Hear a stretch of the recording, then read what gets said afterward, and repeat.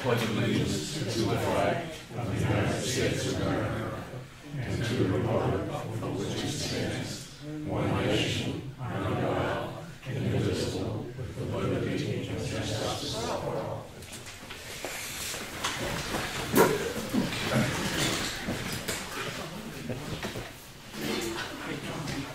You know it's a risky meeting when you forget the pledge of allegiance halfway through. Boy, did I stumble over that. Okay, so we have an agenda review. I'm going to jump ahead a little bit, just so I'm getting together with the office staff probably this Thursday, and we're kind of redesigning the agenda a little bit. And I've set up the calendar that I was talking about with the selectmen, but I'm going to get together with the office staff, and probably so next week, a new style. Basically the same, but a couple of changes and stuff like that. But one of the things I think I'll be able to do is that if normally I'll come in on Wednesday morning and do this around 11 to give the office a chance to write up the minutes, but then we can go through them and we can highlight those things that we want to carry forward. Wednesday or Tuesday?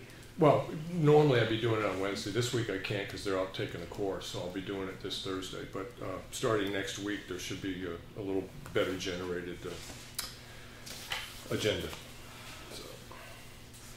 I make a motion to accept the minutes of April 15th as written. Second. Lenny, any discussion? No. All those in favor? Aye. Okay, and then we had the manifest, this week's manifest for $38,672.19. I make a motion that we accept the manifest. Second that. Any discussion? Hearing none. All in favor? Aye. Aye. All right, and then public comment. And as I've said in the past, I'd like to leave the first, if somebody has something they want to say but they need to leave, I'm going to give you the first opportunity to speak. But we do have another public comment coming up, so if there's anybody that has some public comment, please raise your hand and then just stipulate last name and whether you're a resident for the record. Yeah. Mike Cobble. Yep. I live on School Street in Effingham 162. Yep. We're here to follow up on something we raised, I think, at least almost a year ago. Yeah. And that's the condition of the house on 153, just before you go over the bridge to Freedom. And there's an RSA, and I know that you've written the owner, but that house is not getting any better. Our house is for sale. We thought we had it sold a couple of weeks ago. Yeah. And one of the issues it didn't sell was the house that's falling down. Okay. So it really it's been, as far as I know, 14 years since anyone has lived in that house. It's getting worse. The chimney's falling down. The roof has more holes in it. I know people have been in there from the town. It's dilapidated. There's an RSA that says that you can take action, and so we're back now from our 2 months away, and we'll be in to see you every week because something needs to happen. Okay. It can't go forever. Yeah. Just so that I'm aware that we're on the same page. As the last time that we really dealt with this, we were talking with the property owner, and then we were talking with the person that tore down the house that's on School Street. Right. And they were interested in, and but that was the owner's ex-wife. The owner has Alzheimer's. Right. Okay, so it's still a problem if it's tied up in an estate, but in the sense of an... It isn't in an estate. Okay. He still is the owner. Right, but he can't make a decision to Correct. dispose of the property. And there's nobody with a power of attorney. But you have the ability to give him 30 days notice and then take action. That's right. And you've given him a lot of time, more than 30 days. Yeah. I realize the situation that he's not all there, but something's got to happen. Yeah. I mean, that house is a health hazard. Yeah. It's a public safety hazard because it's open. Heaven only knows who goes in there. Yeah. And I was just updating on him on where we left off. Claudia, I was planning on coming down to the office on Thursday, so maybe I could draft a little letter just sort of ask the attorney, because I mean, if we send an official document to the property owner, now whether he's competent to respond to that letter or not, nobody has a legal power of attorney for his affairs, but there has to be a way that the municipality can deal with the situation. So I'll put together a draft letter to the attorney and deal with that on a Thursday. Yeah, okay. Yeah, I can. In the sense that I'm asking for advice, so how do you deal No, with that's this? fine. Yeah, okay. All right. Thank you. Anybody else? Yes, Janet Badowitz, Green Mountain Road. I just want to ask the selectmen's permission. I've done this quite a few years ago. I collected stuffed animals for the police department, and it again got brought to my attention the other day, watching a video, you get teary and everything. I wasn't sure the amount of stuffed animals that our police department and fire department have. I've talked to both chiefs. They said their piles are dwindling. So I want to ask for permission of the select board to put a box out here, someplace in this building, public access. Right. And I've already asked the girls at the library, and they said that I can put a box there. Okay. So that the public can bring in new and gently used from a non-smoke house. Okay. Because you don't need our children subjected to stuffed animals that have been around smoke. Right. And so I just wanted your permission for that. I don't have a problem with that. You need it, that sounds great. Yeah. Okay. Yeah. All right. And then I got one more thing. All right. When are you going to do something with the dirt roads? My Jeep is getting horrible. Yeah, well. Starting tomorrow. Yeah. Oh, thank you. I was going to say it will be coming up tonight, but apparently the schedule starts tomorrow. So. Thank you. Yeah. Anybody else? Maureen Spencer, Old Pound Road. I have a couple of things. If anybody's interested in the CPR class, there is only one more slot left. So you need to contact the library and let Crystal know that you're interested in that one spot. It's April 22nd at 4 p.m. Just an update on Just Desserts that the Friends of Mountain View hold. We usually hold it in the spring, but due to one thing and another, it's going to be put off probably till the end of the year.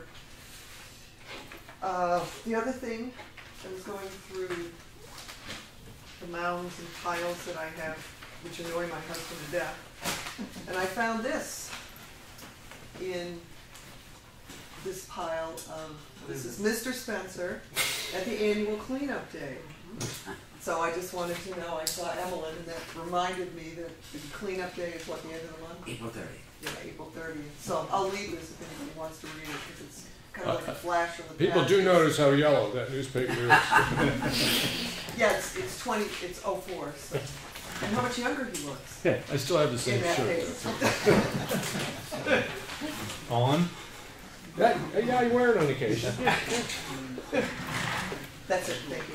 Thank you. Anything else with public comment? In the back. Hi, I'm Emily Albert, Hunter's Fish Road. Do you have a piece of paper signed for me? You have it. Thank Yes. you. And also to mention that Will you take a copy? I gave you two. Oh, Did you sign this one too? okay. Did.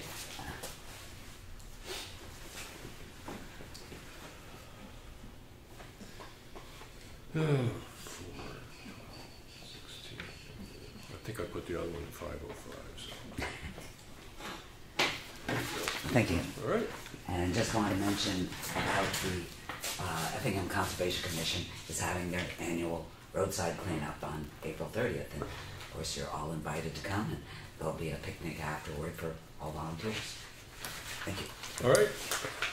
Anything else? In the back, Mr. Potter. Eric Potter.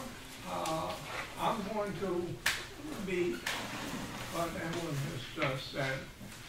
I would like to invite you all that are interested in Effingham history to come to the Historical Society Friday night this week at 7 o'clock.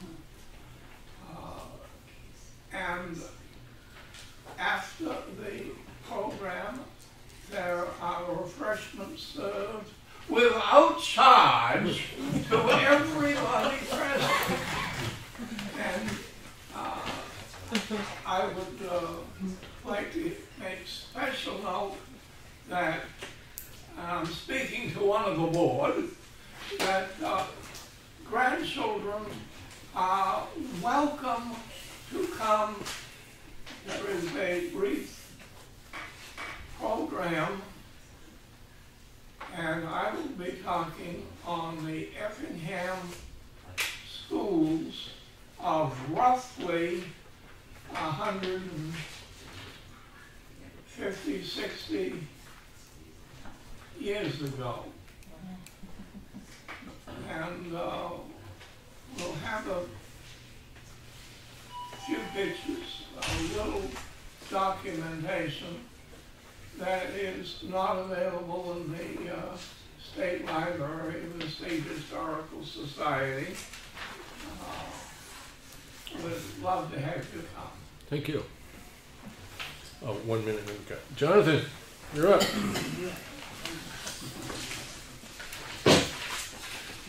I go, I'm moving for Okay. 2 weeks. Keep it loud and proud, Jonathan. 2 weeks. Lifeline run to work for a check. No transport to sign on. Jack West Road for 2 young wires. West Range Road for 2 young wires. Yep. Usually 2 Parsons Fair for chicken fire. Elm Street.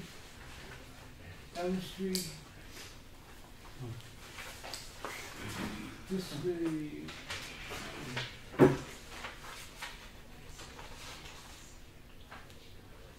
Disoriented. Yeah.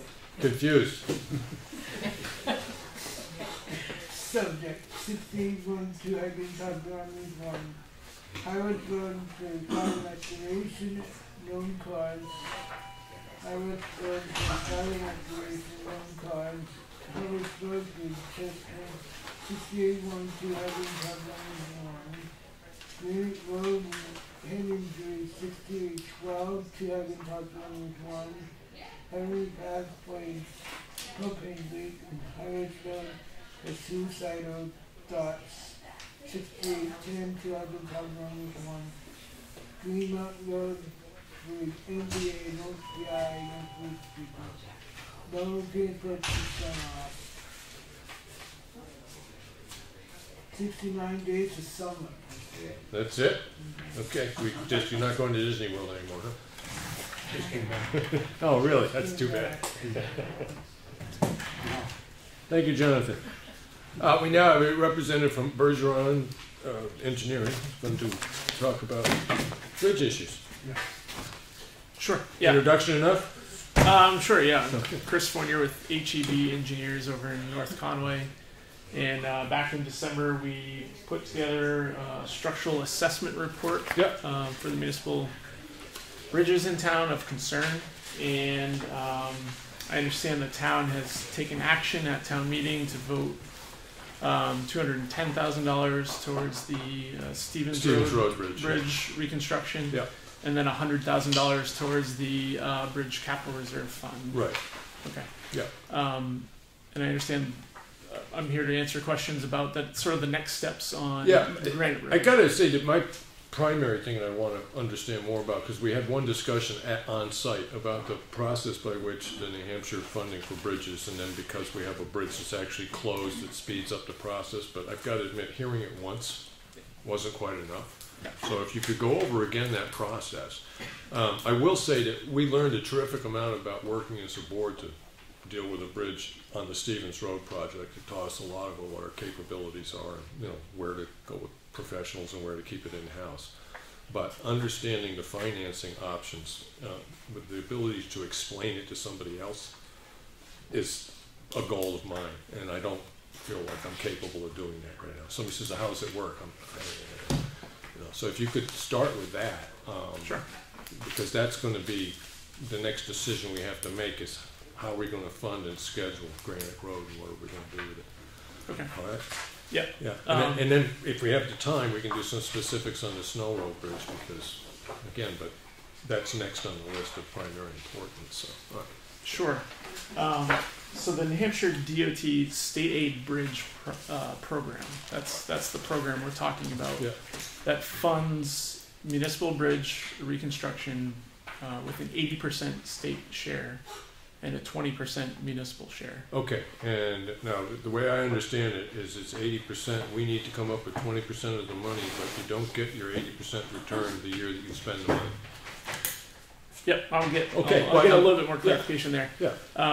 So the first step to get into the program is to request that DOT prepare a preliminary estimate. That is, that they will pull together an estimate of what they think the bridge replacement or rehabilitation will cost. Okay, now, do we have to provide them with data, or do they come out and assess it physically? If you ask them to do it, they would come out to do it and visually look at it and come up with those numbers. Now, is that, would you recommend that as a step? That is the first step. However, there's a long delay. If you ask DOT to do it, you may get your answer back in 6 to 9 months of what that number is. Yeah. So when we pulled the report together in December, we prepared a preliminary estimate in accordance with New Hampshire DOT standards. Okay. So typically they would receive our preliminary estimate, accept it, and it would skip 6 to 9 months. So in the sense of the first step in getting the ball rolling, we've already taken it, and then you follow through by providing us with that report. Yeah, that just needs to be submitted to New Hampshire DOT. Okay. Yeah. Okay. So that is actually our first step now, is to submit the existing report to DOT. Yes. Okay. And we can help with that. So the next step in the process, once that's accepted, is to allocate some portion of your 20% towards the bridge, and you've done that. You've done that with this past warrant article. So with that, you can now, with their acceptance of the preliminary estimate, you can then submit an application for construction. Which is you're applying to become part of their program. So that's the date the clock starts ticking. Yeah, once that's received and accepted, you'll be placed in the program for a fiscal year, and right now that fiscal year would be 2024. So if we had all of the stuff done that we were required to submit to the state this year, the refund date would be the 2024. 2024. Yes. Okay. Now, typically, the municipality would have to wait until the fiscal year to spend those funds on that bridge construction. You can move forward with design beforehand and get things planned, but construction would not be able to start until that date. Because Granite Road is closed, there's a state statute that allows the community to move forward with that design and replacement prior to the fiscal year. However, they will not receive reimbursement until the fiscal year. So as far as a municipality goes, when the money gets refunded or the grant money comes through to the town, either way it's going to be the same length of time. It's just we don't have to wait to start the project. Okay. Correct, but it's a cash flow issue on your part, because if Granite Road gets reconstructed next year in 2017, the town will have expended 100% of the project cost. Yeah, no, I understand. Yeah, and then I may not be selectman in 2024. You may not be, but we'll get full credit for that money when it comes back. Yeah, right.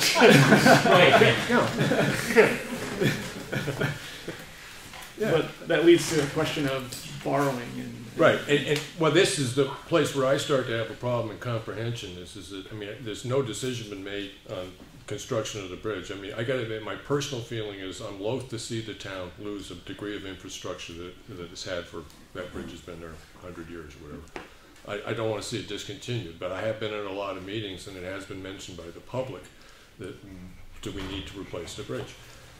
And the other issue I have is if we take all that money and replace the bridge now and spend it, what we're doing is we're not fixing our paved and dirt roads to the degree that I think they need, because it's stealing all the money from there. So the quandary that I'm in right now is that I figure as selectmen we really need to make a decision pretty quickly on whether or not we are going to try to get that bridge fixed as fast as possible, or whether or not we're going to try to look at it and say, okay, because we've got X road that has to be repaved within 2 years, and if we do the bridge, we're going to have to wait 3 years to do it. So we really need to make a pragmatic decision on when we're going to start this project. I mean, do we want to start it as soon as possible or not? Well, the thing is, if we do the bridge now, it's going to take all of our money until 2024. Well, it's going to take all of our money for about 3 years, 2 to 3 years.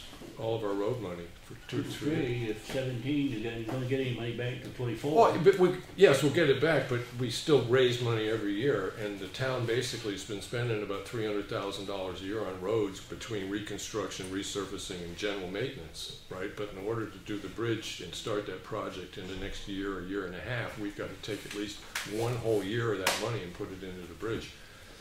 So it puts off our maintenance on our roads in the sense of improving them. Maybe keeping them up we can manage to do, but that is the problem that we look at on our side. Right, so the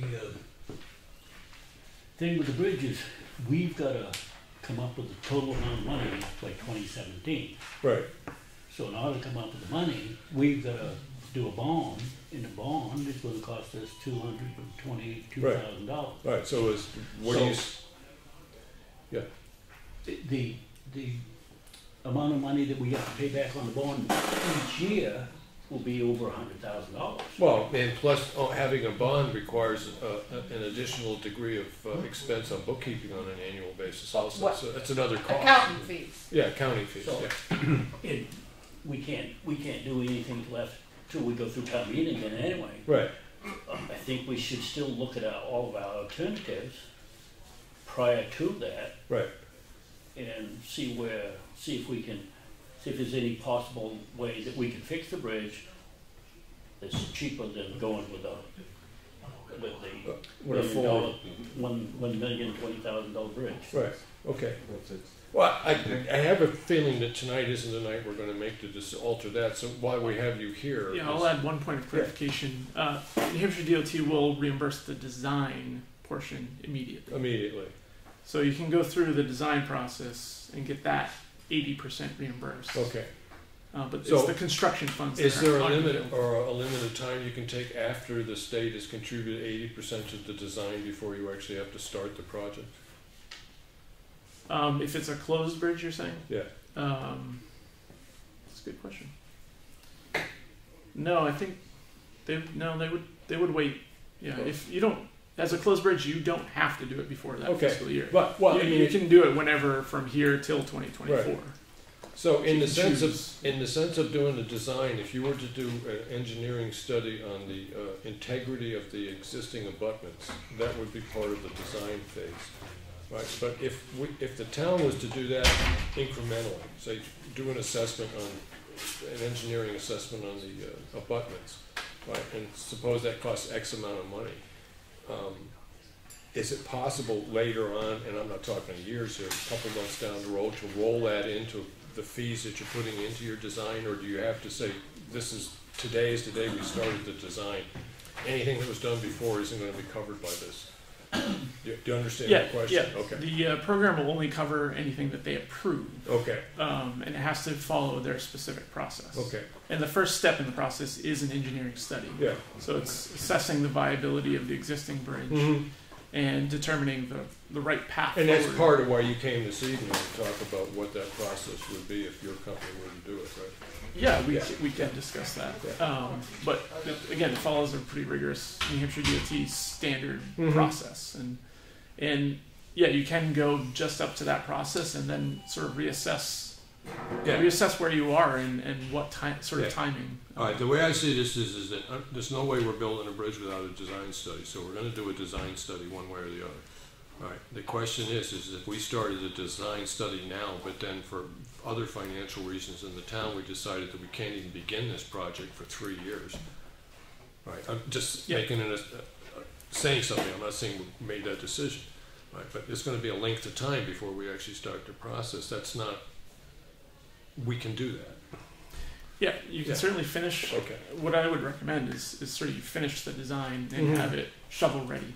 That's how we talk about it. Right. Of design is done, it's ready to be bid out to contractors for construction, but the town chooses when that happens. Okay. Yeah. So it's ready to go. And that works within the system of the works within. bridge state aid. Once it is shovel ready, it can be reimbursed to that 80% of the design. The design phase. Okay.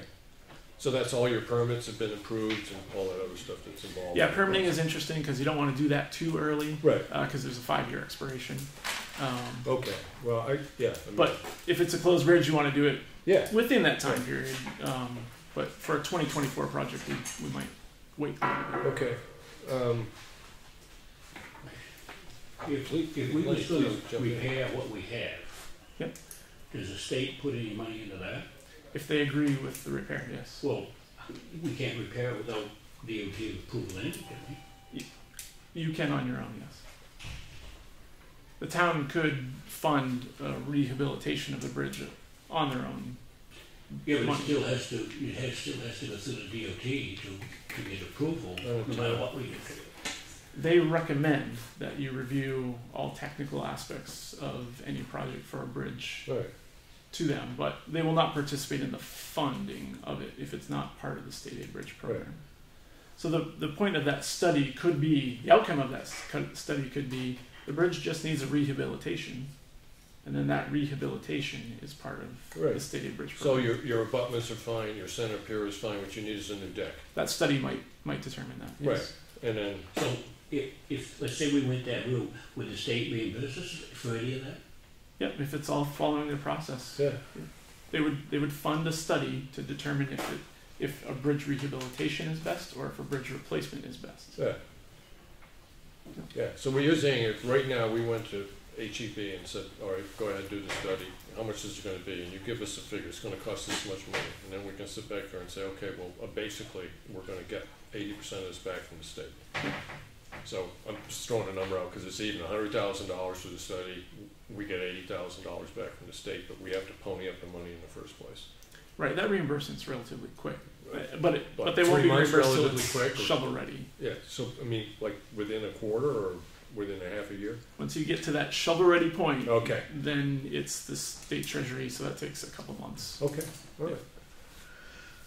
Yeah, so that's what the point of the engineering study is. They gather all of the information about the bridge, take a good look at the existing bridge and determine rehabilitation or replacement. And I don't want to have an assumption on my part, but if your particular firm was used, part of the dealing with the state aid, the bridge aid program is something you're very familiar with, and you could advise the town government on that process as yeah, we've worked in this process for a couple dozen bridges recently, and we know that process inside and out. Yeah. Lenny, anything particular on the Is there a guarantee that in 2024 there's going to be money available? No. Better than it used to be. It's better than it used to be. State government. The one caveat with the state aid bridge funding is it's now funded by the new gas tax, the road toll, which is a 20-year bill. So 2024 falls within that 20-year bill. So there's nothing says the legislature can't change anything between now and then. Correct. Right. Yeah, the RSA does specifically. I have copies. I mean, it's been going on for years, and every year, every 2 years in the budget cycle, it was sort of up for negotiation, how much money they were going to put into that fund. This is the RSA regarding the advanced construction. And you're right, it does specifically say we can't guarantee you that state budget's going to be around in 2024. Right.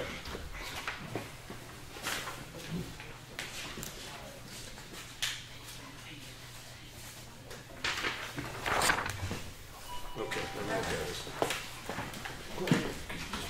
Copy receipt put in the road folder. Thank you.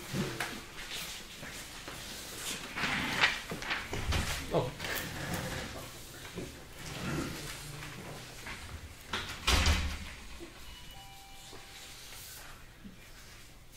Yeah, so that's just a question of. So if you were to, the reason I'm stopping to think is I don't want to get in a position where I'm asking you sort of contractual questions. We don't have a contract with you specifically on this point, but I'm just trying to be a little careful about that. Yeah. But if we were to request that you start doing an engineering study on that bridge, how long would it be before you could start? Fortunately, the first step in the actual process after you get in and everything is you must select your engineer via the qualifications-based selection process. So you can't. I'm sorry. The qualifications-based selection process. Okay. So you have to select an engineer based on their qualifications. Right. So that's a very formal process that you would need to go through to select your engineer. So you would need to. Yes. Right. But anyway, after you go through that process, and that process could be up to 3 months as well, then that design could start. So, so why does that take so long? Qualification process. Several approvals and advertisements. And that's, the state requires it goes through this if you're going, as part of the Bridge Aid competition. Correct. Okay. Correct. All right. And what we do is we try to walk you through every single step of the right. process. Well, we I have mean, form letters that. I will say that when I was with you on site last year, when Selectman Eldridge and Edwards and myself were down there, I was very impressed with your knowledge, your company's knowledge and understanding of how to deal with this particular system. Appreciate that. Yeah, it's not simple, but the reimbursement is, the 80% reimbursement is attractive. It is. It is very attractive, and it's quick too, like you said. So we might even get credit for it. Yeah, so as far as the qualification process goes, that is actually one of the steps that happens. It's not necessarily always going to be an engineering firm that does that for you. You could have sort of in-house knowledge, or town's attorney could take care of all that. Just another way to look at it, right? Because not all engineering firms understand how to go through that qualification process. The ones that are familiar with the program do. Yeah. Okay. Yeah. All right. All right, so but that process, before we could submit anything, that has to be done because that engineer is going to have to sign off on it. So this qualification process is actually the top of the list. Yeah. No, it happens after you get put into the program. Okay. Yeah. Then they instruct you to. Oh, okay. To go out, select your engineer. Okay, I got you. And then they will proceed with that engineering study, which is that first step. Right. So technically speaking, we could hire any engineer we wanted, get into the program. But once we're in the program, then we have to go through that process. And that particular engineer might not meet the criteria of the... Yeah, you don't need an engineer to get into the program. We would help you do that. Okay. Free of charge. All right. Right. Yeah, it's not difficult to get. Okay. If we don't get that until 2017, it means there might be 15 towns ahead of us, so we might not be in 2024, we may not be until 2028 or something. Yeah, that 2024 projection is, if you get into the program in the next couple of months, right, you'll likely be addressed the 2024 fiscal year. Okay. Okay. This says, it says the town or city agrees it has no legal or financial claim against the state if funds are not available in the year it is scheduled for the bridge aid. Yeah. So that means that we don't know if the funds are going to be there or not. That's the question that Lenny had. Yeah, and we got no recourse if they're not. Well, the recourse is to, it just everybody gets put back. Yeah, I want to say in all the years they've been doing bridge aid, there have been times when they funded it less or funded it more, but they've never gone an extended period of time without funding it that I'm aware of. But no, it's been pretty consistent at $6.8 million a year for the past decade at least. Yeah. Lenny, quite frankly, the way state government works, this is kind of one of the last funds that they try to gut for something else because there's a lot of flack that gets kicked back to them when they cancel road projects and refunding and stuff like that. I mean, it's a hard thing politically to do. Yes. Yeah, there was an attempt, gas tax, there was an attempt at doubling the size of the program as well. Well, it was for 2 days, and then they got rid of the old funding source. Yes. So, yeah, for 2 days it was really exciting. Yeah. Any other particular questions? What we got so far? Well, the only question I got is we can't do anything until we after town meeting. We got to go through town meeting, see if people are going to approve. Yeah. To spend that kind of money before we can do anything on getting any.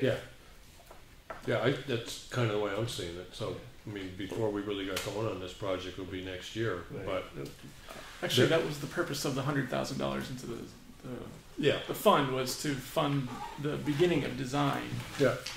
For Granite Road. Yeah. Thank you. Yes, but if say we put the $100,000 into that, and at the town meeting people say no, then we've lost that $100,000. Right? But they already essentially it's in the bridge aid fund, and we can expend the bridge aid fund. Yes, right. But what I'm saying is, if we spend that $100,000, and then at town meeting the people say no, we're not going to go with that $1 million bridge. Well, then where are we? Yeah. We've lost that $100,000. Yeah. Well, the good part is the approach we take in the engineering study phase is we have a public meeting. And we ask for public input. Right. Is this a bridge that is needed. Is it what we call a low-use redundant bridge? Mm-hmm. And we talk about the rehabilitation items that we've found or discuss the replacement costs. So we try to lay all those things out, have public meetings, get input, receive input, and get the community's input in on the project as well. It's not just an engineer telling you what you need to do with your bridge. It's a community project. You know? Nobody knows that bridge better than this town and the use of that bridge. Yeah. So if it's closed for a few years and it's not needed, and the town decides that it's not needed, then I mean, my biggest problem with a permanent closure of that bridge is it shifts it down. All the traffic it used to get gets shifted down to a three-way intersection that's on a hill that goes onto a state road. So you've got two places plowing it, and two schedules of plowing that intersection, and it's on a hill, and you can sand it, and it gets covered with sand, and you can't brake on sand. It's a dangerous intersection. Sure. So I see a real advantage to doing this. But Lawrence, that comes back to the question: is that yes, we do need to make a decision on whether or not we're going to proceed with the project. The point that you're making is that we can get an engineering study done. We can get moderately quickly. We can get 80% of the money on the engineering study done, but we don't have to act on that engineering study until after town meeting.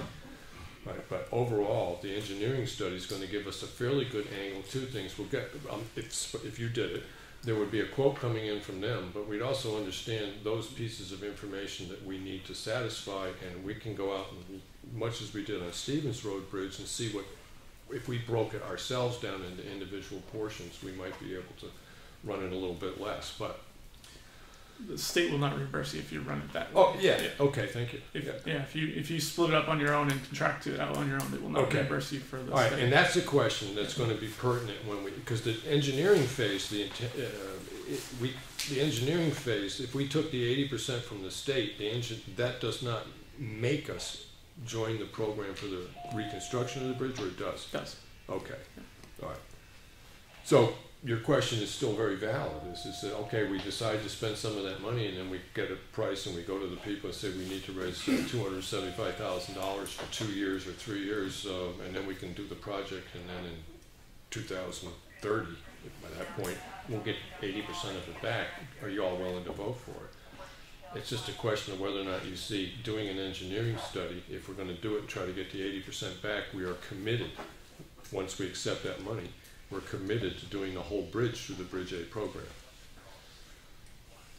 Right, and the latitude that we lose on the Bridge A program is breaking that process down into individual components and going out and shopping those for the lowest price. So it has to be. Well, it would regardless, the bridge would go out for bid anyway. Right, but it has to go out, the entire project as a single entity has to go out for bid. Yeah, the bidding process in the state aid bridge program is bidding to general contractors. Right. So we have a few projects out now, and we have 11, 12 contractors, general contractors, who are coordinating the precast purchasing, who are coordinating the excavation, coordinating cofferdams, coordinating pavement. Right. So they're taking all of those responsibilities in house and providing one bid price to the community that. And in order to, if we take 80%, I just want to make sure that that I'm right and everybody else sees it too, if I'm right. If we get the 80% back on the engineering study, we have to do it that way. In other words, we can't go in and say, all right, this guy's going to go out and he's going to give us how much he's going to charge us for the abutments, and how much he's going to charge us for the precast this, and how much he's going to charge for the guardrails. We can't start negotiating those prices out to those aspects out to somebody else. We have to accept whatever bid we do accept. We have to accept it in its entirety. Yeah. Okay. Yeah, that's a fair process, and what the state deems is the most efficient process for those projects. Yeah, I got to say overall, just for the two of you, that I kind of like the idea when I look at Granite Road. I understand we learned a lot on Stevens Road, but it's a culvert. This is a bridge. I got to admit, on this project, with the ability, even if you don't get credit for it, of getting 80% of the cost back to the taxpayers, right? And doing it through the state aid program, I think it's a good idea. And to do that, you're essentially assigning off all your leeway and personal responsibilities in a way. I mean, you got to do it right. The town needs to do it right, but you're not responsible for getting the best price of this or the best price of that. You're just responsible for taking the lowest bid, a reputable firm. Yeah, on the Granite Road Bridge, I'd rather attack it that way than the way we are sort of proceeding on Stevens Road. And what your engineer would produce would be this project manual specifications for the project, which outline all of the requirements of the contractor and are very clear on things like bonding requirements, insurance requirements of the contractor. You know, defining what happens if they find something in the ground that was not expected. Yeah, well, I mean, I look at what the state's done is it's set up a system by which the town is forced to protect itself. Yeah, sure. That's what it boils down to. That's what it boils down to. Yeah. So, was there any? You said you had graphs and. Well, I brought a few photos of just some example projects that have been done. Either locally and or through the stated bridge process, just to give an example. You want to scoot there? No, I can get handouts for you guys. Actually, there's two sheets. I can see it. But they're of similar sizes to the projects that you're talking about. Yeah. And I know there was a lot of concern about the $1 million price tag on the Granite Road Bridge. We estimate that as a replacement. Right. The engineering study will tell us if it's a replacement or rehabilitation. Right. Okay. You know, that's what the engineering study we pull in a lot more information. Mm-hmm. You know, that we did pro bono. Well, and the engineering study would go a lot deeper. Yeah, no, you were very upfront about what that figure represented was not a shot in an educated shot in the dark. Right. Yeah. But a similar project that we completed recently was the Goose Pond Road over in Canaan, way on the western part of the state. But that bridge was constructed for $450,000. From scratch, so to speak. Right. Yep. Yeah. The construction costs. Right. So we're not talking $1 million right. bridge. Okay. Yeah. But that's a safe budgetary figure. Mm-hmm. That's the intent. We got people talking. It did, but I'd rather say it's $1 million and come in at 800,000, or say it's $1 million and come in less, than the other way around. Yeah. It's difficult to ask and to plan for dollars and then be found out that you need more dollars. Yeah, well, if the three of us can get a price that's significantly less than $1 million, we'll take credit for it. So. Go ahead. This Canaan Goose Pond Bridge, that's a precast bridge? It's precast voided slab bridge on cast-in-place abutments, yes. And so is the River Road Bridge. What's the span of that? That one, I believe, is 38 feet. And the River Road Bridge is 42, I believe. Well, this is a question in the sense that if we could do away with a center pier, do you know if there are any grants through like water issues and stuff like that to help you take that stuff out? No. Okay. Yeah, State Aid Bridge Program. 80%. Right. Maybe. Elena, you are right about the maybe, but the state has been predictable, and the system they have in place now is that it's a little harder for them to raid that fund than it used to be because they have money that's coming in off of your gas tax that was, I don't know if earmarked is the right word, but yeah, it's earmarked for that purpose, and when they passed the bill, it was right in there that this percentage, up to this amount of money on an annual basis, will go into the fund. So they really got to go back, and politically it's become a little harder for them to raid that fund. So in the sense that there's $600,000 a year in that fund, it's as predictable as it can be, and better than it was in the past. And I think we've included some projects that are similar to the Stevens Road Bridge as well. I know there was a question at town meeting of, I think we had assisted with a ballpark figure of that $260,000 for that construction, which was pulled down to $210,000. Right. And again, it's a similar scenario where if you're asking for money, you don't want to have to ask again. Right. So the $260,000 was what we perceived to be a safe number for that construction. Just a couple of years ago, we ended up replacing the bridge in Cape Maris, right in town, and that was a $170,000 project. Right. Could you see that one, Lawrence? He's got it right. Money just doesn't buy what it used to. It's $170,000. Yeah, but that's very similar to Stevens Road. It's Yeah. 12-foot span. So Yep. we are talking, similar dollars here. And then I believe these were both around 200,000 for probably a 20-foot span. Yep. So there's definitely cost. Yeah. It's heavy construction. It costs money.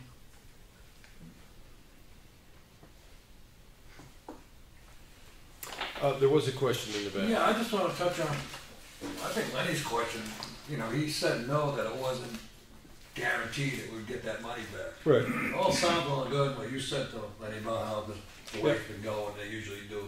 What happens if we don't, though? Well, yeah, if you don't, then you just aren't going to get it back, but you've already paid for it, right? But the promise that you made that the town will be getting the money back won't be fulfilled. I mean, I think the one difference is if you've decided to run through the program, through the state, and then they didn't have the money, right? The disadvantage to the town is that you've gone with a single contractor, right? And when you go out and buy a precast culvert, I mean, he's going to make a percentage on his investment in that culvert before, and he's going, if it cost him 30 grand, he's going to charge us 42. Right. Yeah. Right, and that's the hit you take for getting 80% back. Right. The other way of going about it is have an engineering study and find out what all the parts you need are, and then job them out for the lowest bidder that does reasonable work, does adequate work. And there's a possibility you could get the bridge done for less, but you're never going to get anything. You will never get anything back from the state on a guarantee. Right. There's an opportunity using the bridge state aid that you may get 80% of that money back. But once again, that may where it keeps coming up. Right, but in the long run, you're going to spend the money on the bridge. The difference that you would save more than likely is the profit that whoever the contractor is makes on his materials. You probably save money there doing it on your own hook. Right. So what you lose doesn't outweigh what you might gain in the sense of the risk of not getting it. It kind of strikes me as it's worth the gamble. But one way we know what we're spending, we know what we're in for, we know what the nut is. Well, you know what, in both cases you end up knowing what, but in both cases if I'm wrong about this, please just jump right in and say you don't understand, because I really want to make sure why I'm bothering to say this is to see whether I understand. I'll politely disagree. Okay, please do. if I might. Please do. Yeah. Utilizing a general contractor, has what you believe is a marginal increase in costs, right, basically from the town contracting the individual parts of the bridge on its right, own. There's a whole lot more liability on the side of contracting that out all on your own. The term I'll use, and it's not my term, but there's one throat to choke, basically, in a general contractor. No, the general contractor. Yes. Right. Everything is under their umbrella. Right. So if any part of it is messed up or miscoordinated, right, behind schedule, one throat to choke. Okay. If the town has multiple subcontractors, guardrail contractor, paving contractor, right, excavation yes, right, precast, everything, if one person is late, which causes a delay in another person, it's just going to end up being a finger-pointing contest. You've got 8 people in court instead of 1, right? Yeah. In my experience, it has not turned out well. Right. Okay. And there is some merit to, providing this. So then, in the sense of on the side of the reason that the Bridge State Aid Program and the process that you go through is a good idea, is you may not get the money back. You may end up spending a little more, but you put the community or the municipality up for a lot less liability. So the risk factor is significantly less for the community. Correct. And that's something that really is serious consideration. Right. Absolutely. Thank you. Yeah. Thank you. Is there anything else you wanted to bring up? I think I'm willing to answer any questions you guys might have about the process or any of the bridges. Lenny, anything you want to bring up? Lawrence, any questions? No, I just think that the three of us ought to talk about this. Definitely. What we're going to do here. But my question before we go to the public with a little bit, because you never know what might come up, is that as far as the Bridge State Aid, how it works and the process you need to go through and stuff like that, do you figure that you know enough about it now that when we sit down and talk, we're not going to go back and go, what did he say? Except that when you put this out to bid, the bidders have to be signed up with the state how to bid on it. They do not. Any contractor can bid on it. Correct. But there's the qualification process. That's the engineer. Are we talking contractor Okay. for bids or engineer? Okay. Yeah. No, contractors would be the person that's going to install the bridge. Correct. Generally, we do not require that contractor to be pre-qualified with the New Hampshire DOT. That is not a requirement of this program. This program is kind of unique at DOT where they have requirements, but they're not the Well, they're not trying to exclude, onerous requirements. It's a state regulation, and they don't want to exclude more people than they have to from the ability to Correct. apply So for if there's it. a good local contractor who just doesn't happen to be pre-qualified by New Hampshire DOT for Right. bridge construction, but can pull this job together Right. with qualified And subcontractors correct and bonding and insurance, Right. Therein is your then risk and they liability. can bid on this project, certainly.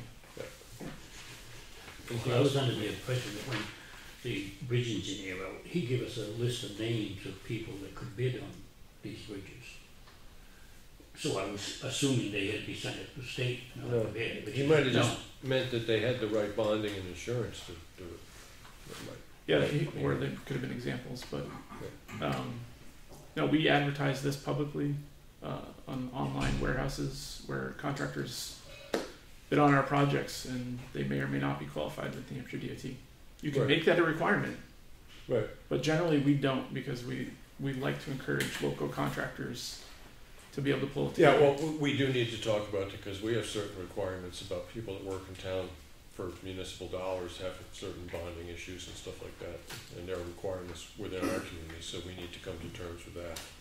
And the good thing is, through the state aid bridge program and what we would recommend on any project was engineering oversight during construction. Right, well, yes. Which would, see things before they're buried in the ground and Yes. nobody can see them again Right. to make sure that they're Yeah. what you asked for, what you paid for. Yeah, no, that's a nut we've decided to bite on Stevens Road too, is that we just have to do that. I can't put the town at threat without doing that. Mm-hmm. Any particular question? No. All right, yes.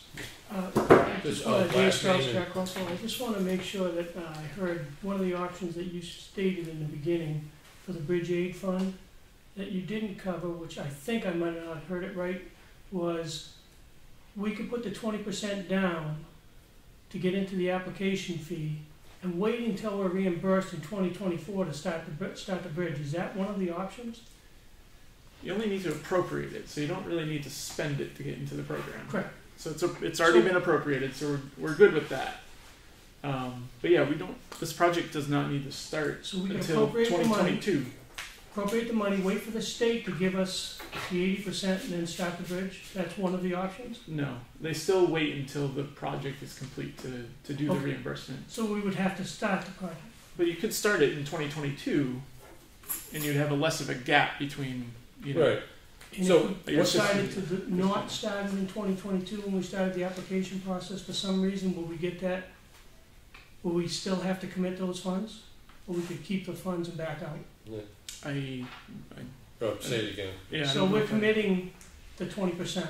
In 2022, we're gonna start the bridge, but we decide not to. Do we still owe the state the 20%? I'm still No. I'm still not following. Because we owe them 20% after for the full 100%. The point is the town spends the 100% and the 80% is a reimbursement. Right.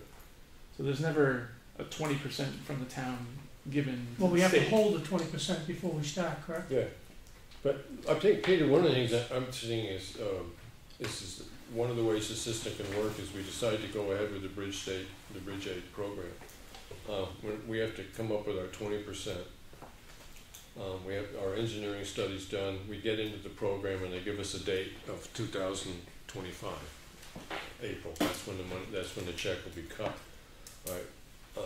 We can start the program now, building the bridge, or we get in the program and we can sit back there and say, okay, because of other road concerns, we're going to save up, and we have our engineering study done. The bridge is going to be $385,000 or $500,000 for the bridge.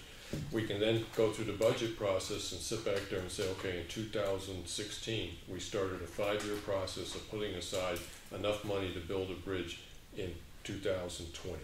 Correct. Right, so then we spend the money in 2020, but we get reimbursed our 80% in 2024, or 25, if that was the date. That's the way it could work. Yeah. Yes.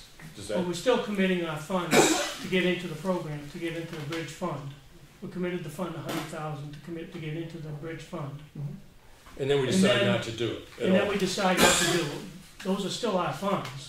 Yeah. Yeah, so we didn't lose anything Right. on those aspects, Yeah. but we can also, instead of like you were talking about the 3-year Mm-hmm. loss of road funds, we could actually wait until 2024 if we wanted to start actually doing that. Is that correct? So Yeah. we could spread that cost out, Right.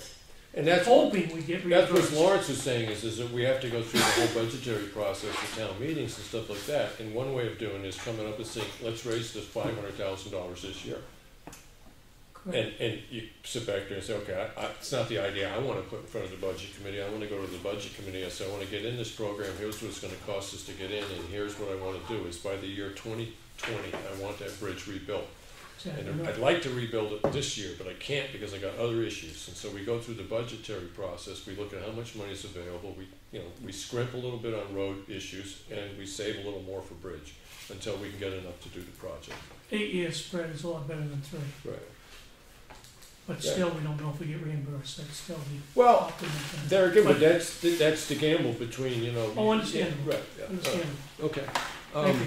Anything else? Because I feel confident if somebody came up to me at the supermarket tomorrow and said, how's it work, that I'd have enough knowledge that I could confuse them. So. But I wouldn't be wrong. That's, Yeah, I feel that sometimes. It's a difficult process to explain sometimes. Okay, so enough for you? Lenny? Okay. Anything else you want to bring up? No, I was just curious on what was the process on Stevens Road. Stevens Road, what we've done is we're pretty much going out and we have hired an engineer to make sure that everything's done. We had an engineering done by Stony Ridge, right? Bacon. Yeah. And we're going to discuss it tonight, but I think what we're going to do is the town is going to purchase the actual culvert. We're kind of piecemealing this one together. The one piece of advice that I was sticking to my guns on is that there is an oversight engineer on this, because as I do understand in the sense of opening ourselves up to the liability of everybody that's involved in the project, instead of one guy assuming it by him hiring everybody that's involved in the project. So I do understand the risk involved in that.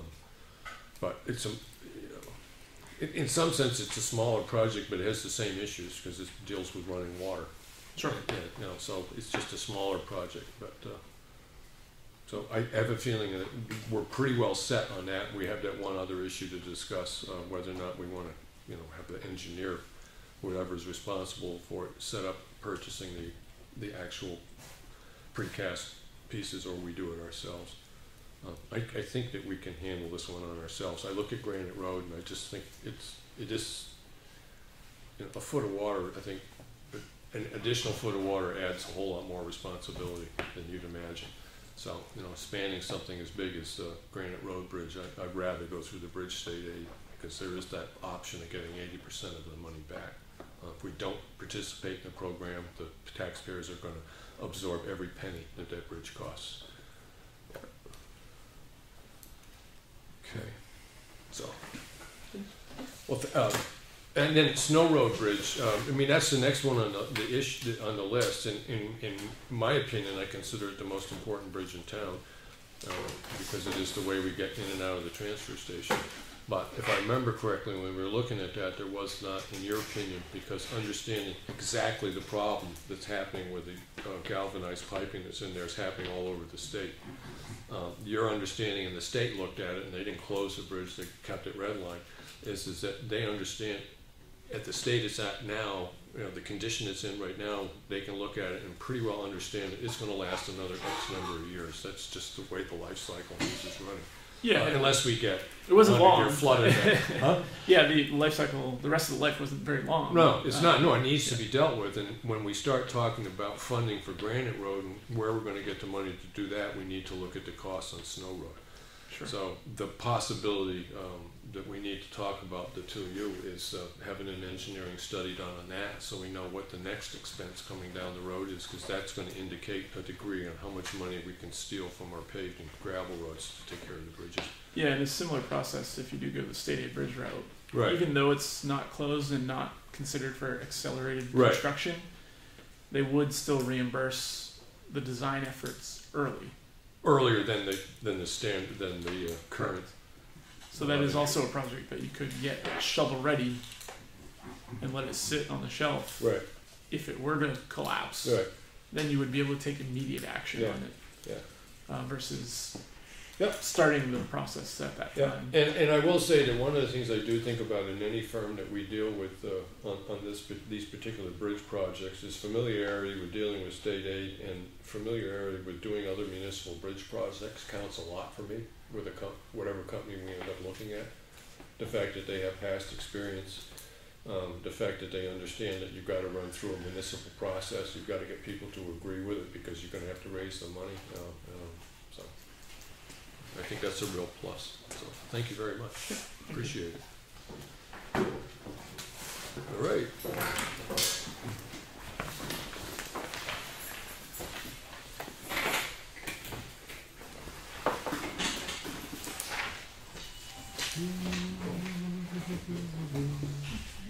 And we did road contractor last, what's that?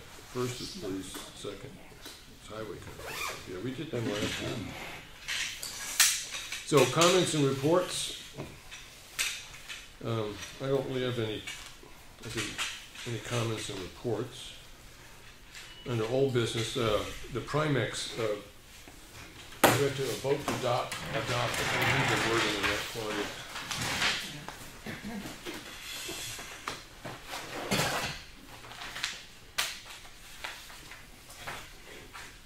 And I'll read that out, so.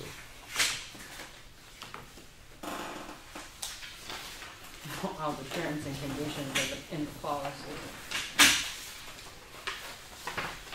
All right, before I read this out, Lawrence, in the sense that, you said you checked with a couple other people, you have no problem with proceeding with this company in Lenny? No. Yeah, okay, so, all right, loss mitigation agreement resolution. Be it resolved, the town of Effingham and its board of selectmen hereby accept the offer of New Hampshire Public Risk Management Exchange, Primex, in the property and liability program as outlined in this letter as part of a loss mitigation agreement, and to be contractually bound to all the terms and conditions of Primex risk management pool membership for the term of this program.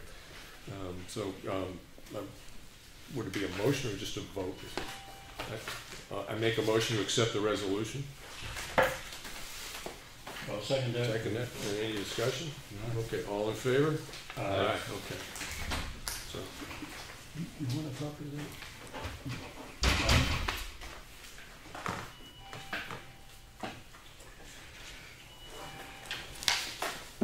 Good enough, Claudia?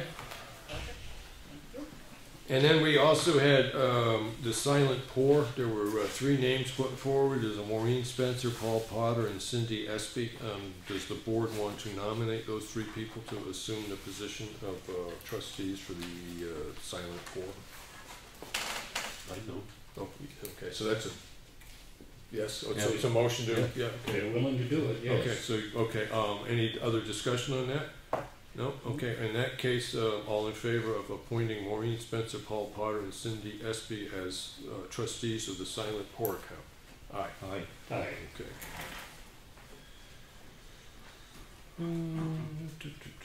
Maureen, Cindy, and who? Maureen, Cindy. Paul Potter. I just, do you have anything particular you want to bring up under old business, Lawrence? Yeah, Gilbert called and said the granite posts will be in, they're in there. Up in Chicago? In Chicago, we can pick them up anytime. Okay. And Now, do we want to send battles up to pick them up, or? Yeah, we can pick them up, whatever. Well, you've got a big hardy pickup truck then. Yeah, they can load them up. They eat both, they eat that much. Right. Okay. The other thing is I looked at the transfer station with Bob, and Bob from battles, Okay. to The earthwork that needs. to rip up the asphalt Yeah. and dig that out where it's humped up there and fill it in the gravel. Yeah.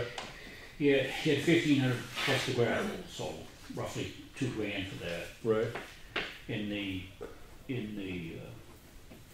Action folder rate. yeah, that was 56. 5,600 for Yeah. the Change. paving. So for basically $8,000, we can solve the runoff problem there. Right. And then what about doing the re-ditching? Was that part? That's included in the That's 1,500. what yes. Bob was looking at? Okay. Yeah. And then we talked about the runouts on Molly Philbrook. I don't know if that's been, probably ain't done that yet. Okay, Lawrence, I just want to go back and check on the funding that we're going to use to. Huh? I said I would. No, but have you done it yet? Yes. Oh, it is, okay, so we can look at that. Don't do that. Don't do what? What you just did. What did I just do? I said, I suppose you haven't gotten to that yet. No, I said, I don't know if you have. I didn't say. That's better. Okay. There's over 1,000 feet of yellow tape up, marking the spots. Okay. And it's not necessarily placed on the wall line. Right. These are the spots that need attention. Let's just stop and look here and figure it out. And we'd be happy to go on any of them. Yeah. With you. So do we want to look at it first and then have him look at it with us, or have him look at it with us just one time?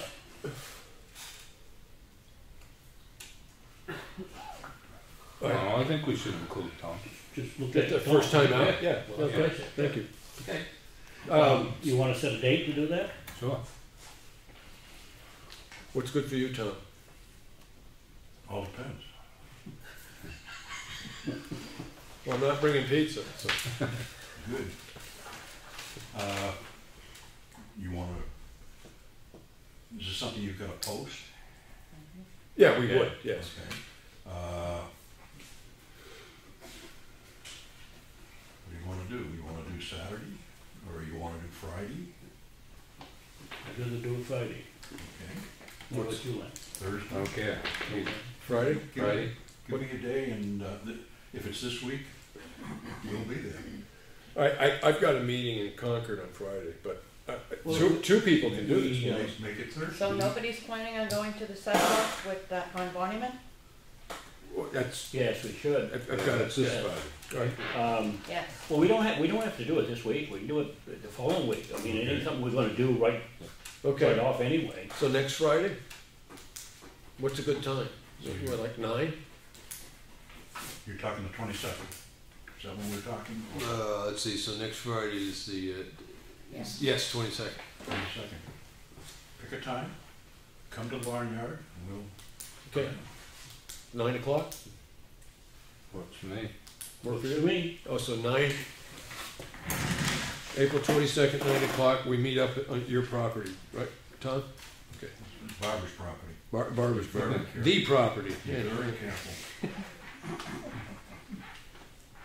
All right, where's my calendar stuff? She left. She's just out front. Who wants to give me a ride home? She's not mine. Rebecca was using her for a while. Okay, I just want to go back when we were talking about the work at the transfer station. We're going to be taking that money out of our municipal building fund. We have $40,000 in that, and what we have done in the past is around $20,000. And so, I mean, that's on an annual basis. I don't want to say it's the average, but it's the closest word I can come up with. Is And the average? using the name fund is kind of, people get that confused. Mhm. We're just taking it out of the municipal budget operating Right. at this point. Yeah. But that's the line that we probably will apply it against, right? My accounting line called municipal building. Right, yes, yeah. But when you say fund, a lot of people immediately think of the trust fund being Right, yeah, okay. held. So the reason I bring it up is that generally speaking, we spend about $20,000 on upkeep of all our buildings. One thing and another happens. And so if we started with 40 and we put that money higher this year because it made more sense to do it that way. So if we look at that, we basically have $20,000 to work with. And so if we do this, we now have 11.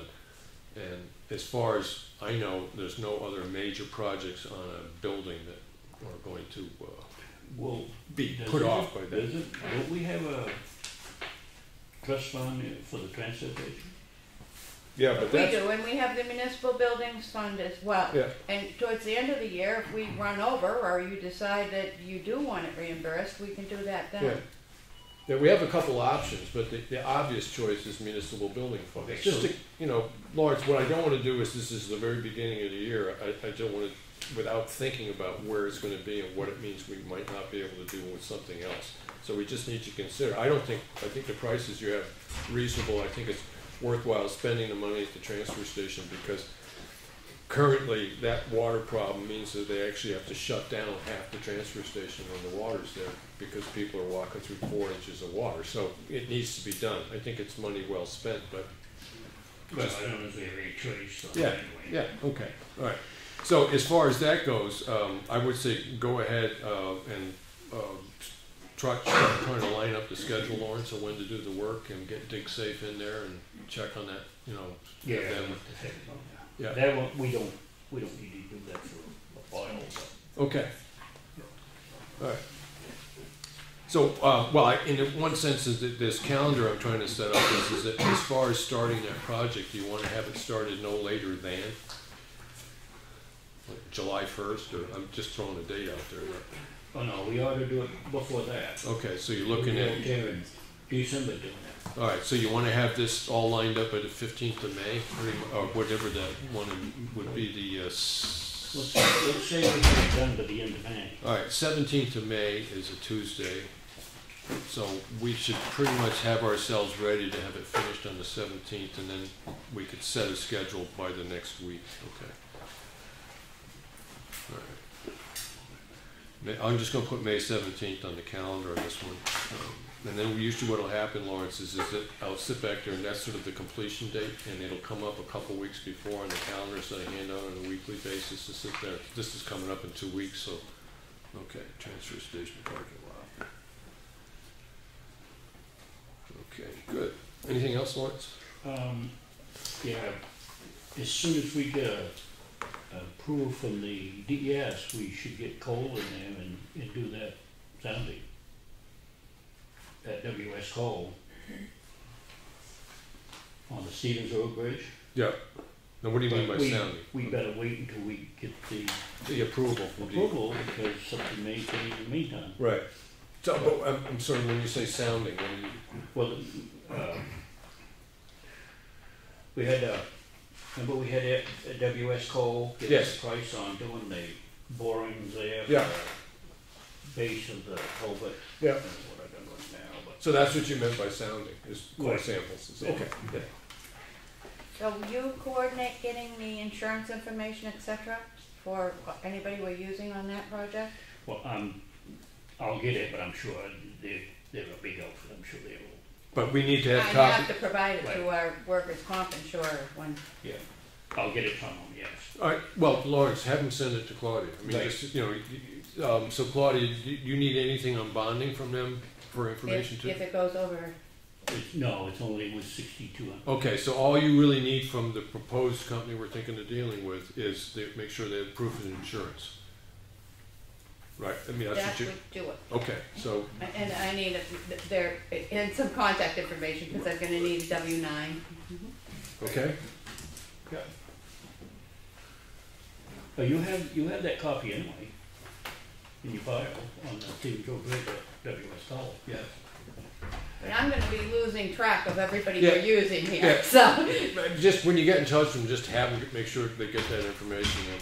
Employee contact information is the other thing. Yeah, and again, I really am concerned about everybody we're using along the way because I'm going to be issuing 1099s, and the workers' comp carrier is going to be looking for their certificates of insurance to show that they were insured themselves. Yeah, Claudia, just for your. I don't know who these, Yeah, just for your security, and because I understand your concerns, is that it's like start the folder, just starting grant every piece of communication, and Lawrence and the three of us talked at the last work session about making sure that Lawrence has submitted sort of names and addresses of everybody that we're dealing with. Make sure that comes into you so that you have a file.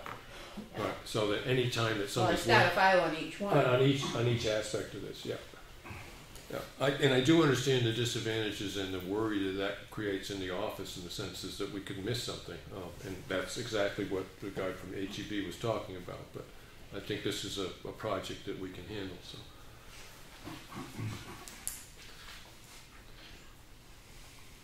So, Lawrence, just to drop back on that, currently on this project, we've dealt with Bacon, Stony Ridge. Bacon's the engineer, Stony Ridge is the DES permitting Yeah. outfit. And any other professional organizations that were actually And we had, I think it's Ziegler done the surveying. Ziegler? Ziegler, I think it was. All right. I've got it here somewhere. Okay. Oh, you have a copy of it. You have the copy of it. Lawrence, if you could just by next week's meeting make sure you have that information, what the name of that contact company is, and Well, it's all right in the contract. It's all right in the contract. Okay. What, for Cindy, if Cindy's been billing us and apparently paying out any subcontractors that she's using, so I have all of Cindy's information, so anybody working under her is fine. Those three names are in Stony Ridge contract. Yeah, as long as I'm paying her, she's working as, let's say, the general contractor, and she's covered, so I'm all right with Cindy. all right. So, Claudia, just in the sense of looking at it the other way, is that if you would be more comfortable putting a list of all the people that you know that we're dealing with, and then we can just double check and make sure that we haven't missed somebody to inform you. I mean, because what's happening now is names are coming up, but they're under somebody else. I just want to make sure that you're comfortable that you have all the information you need. When I'm going to have to issue 1099s to these people because we have paid them over $600. Yes. Okay. So I need their insurance information for workers' comp purposes. Okay. And their W-9. Right. Okay. Now, is there anybody that we paid money out to that you figure you don't have enough info? Okay. So far Cindy has taken care of it. As long as she's the general contractor, that's all I have to worry about. I think that's what Chris was saying. Yeah. With the bridge contractor. Exactly. They take care of it all. Right. Okay. And in the library survey, you was missing a page. That was only a draft. You had the page that was missing was the one that was originally sent. That was it's in the folder for work on the library when the original people came in and did the library. I know, the one you had was only a draft. You had the original. This. Oh, that's what the first page was, and we have a copy of that in the office. We could print it off. I mean, this is a draft. Doesn't have any footage. Doesn't have any. Yeah, no, I'm going to call him and ask him about the footage thing on this because I was looking at this. I mean, I have a scale here, but I can't tell. I don't know if this is enough, and I want to put that against the plan that we had, the recommendation we had from the L-chip grant engineer. So right now we can table this. We can bring this one up later, and we can figure out what to put up. I had that to bring up too. So. Anything else? I'm working on the RFP for the Seniors Road Culvert. I'll get a copy to you. I guess. We're going to do a little work session afterwards. We can hash that out. Yeah. Go over it. Okay. Yeah. Okay. All right. Anything else? That's all I had. All right. Lenny, do you have anything under old business you wanted to bring up? I don't know, it's old business. I was asked the planning board to make you guys aware that Tom has volunteered to be an alternate to the planning board. Because you roped him in onto the LRPC. Yeah, right. Go hand in hand. For a pound, yeah. There is a LRPC meeting coming up, and I'll get together with you on that. Yeah. Kenworth. Yeah. Do I go visit Deanna and swear her now? I don't know. I don't know the answer to that. On either thing? Yeah, no. As far as the planning board, yes. Okay. Yeah. Okay. As an alternate, I have to stop and think, Tom. An alternate? No, because you're not. You're an alternate. I think we just have to approve you. I was an alternate to ZBA if you sworn in. You did? Yeah. Okay. Yeah. All right. Well, you vote if somebody's missing. Yes. Yeah. No, that's what I was just thinking. Yeah. Okay. Yeah. Yes, Deanna can sway you. And I'll check on the LRPC one. I don't think so, though. I don't think it's a question of being sworn in on that one. Because it's not our municipality. So Henry, you're serving on that, in that capacity as well? They asked me to confirm who was going to be our rep, so I will notify Really? them Because of I that. got an email from them saying thank you. So maybe, okay. They still want the Yeah, letter. yeah. I didn't write back and say you're welcome, so. Okay, silent for a poll party, we did that. Just so, Blaney, I told Lawrence this is, that you'll notice it in the action folder, if I can have that, What do you need? the action Do folder. you need this piece of paper? Yeah, yeah. This is something that Claudia sort of put together. There are things that come up during the week that we kind of need to think about or definitely deal with, and it's just sort of going to be part of what comes in on the action folder. Yeah. Right, and it just gives her the ability, if she gets a call tomorrow morning, it's something that we need to talk about, she just sort of makes a note, and then she doesn't have to try to remember it Tuesday morning. Well, and I put the yes or no because Yeah. I haven't been getting answers Yeah. to my notes.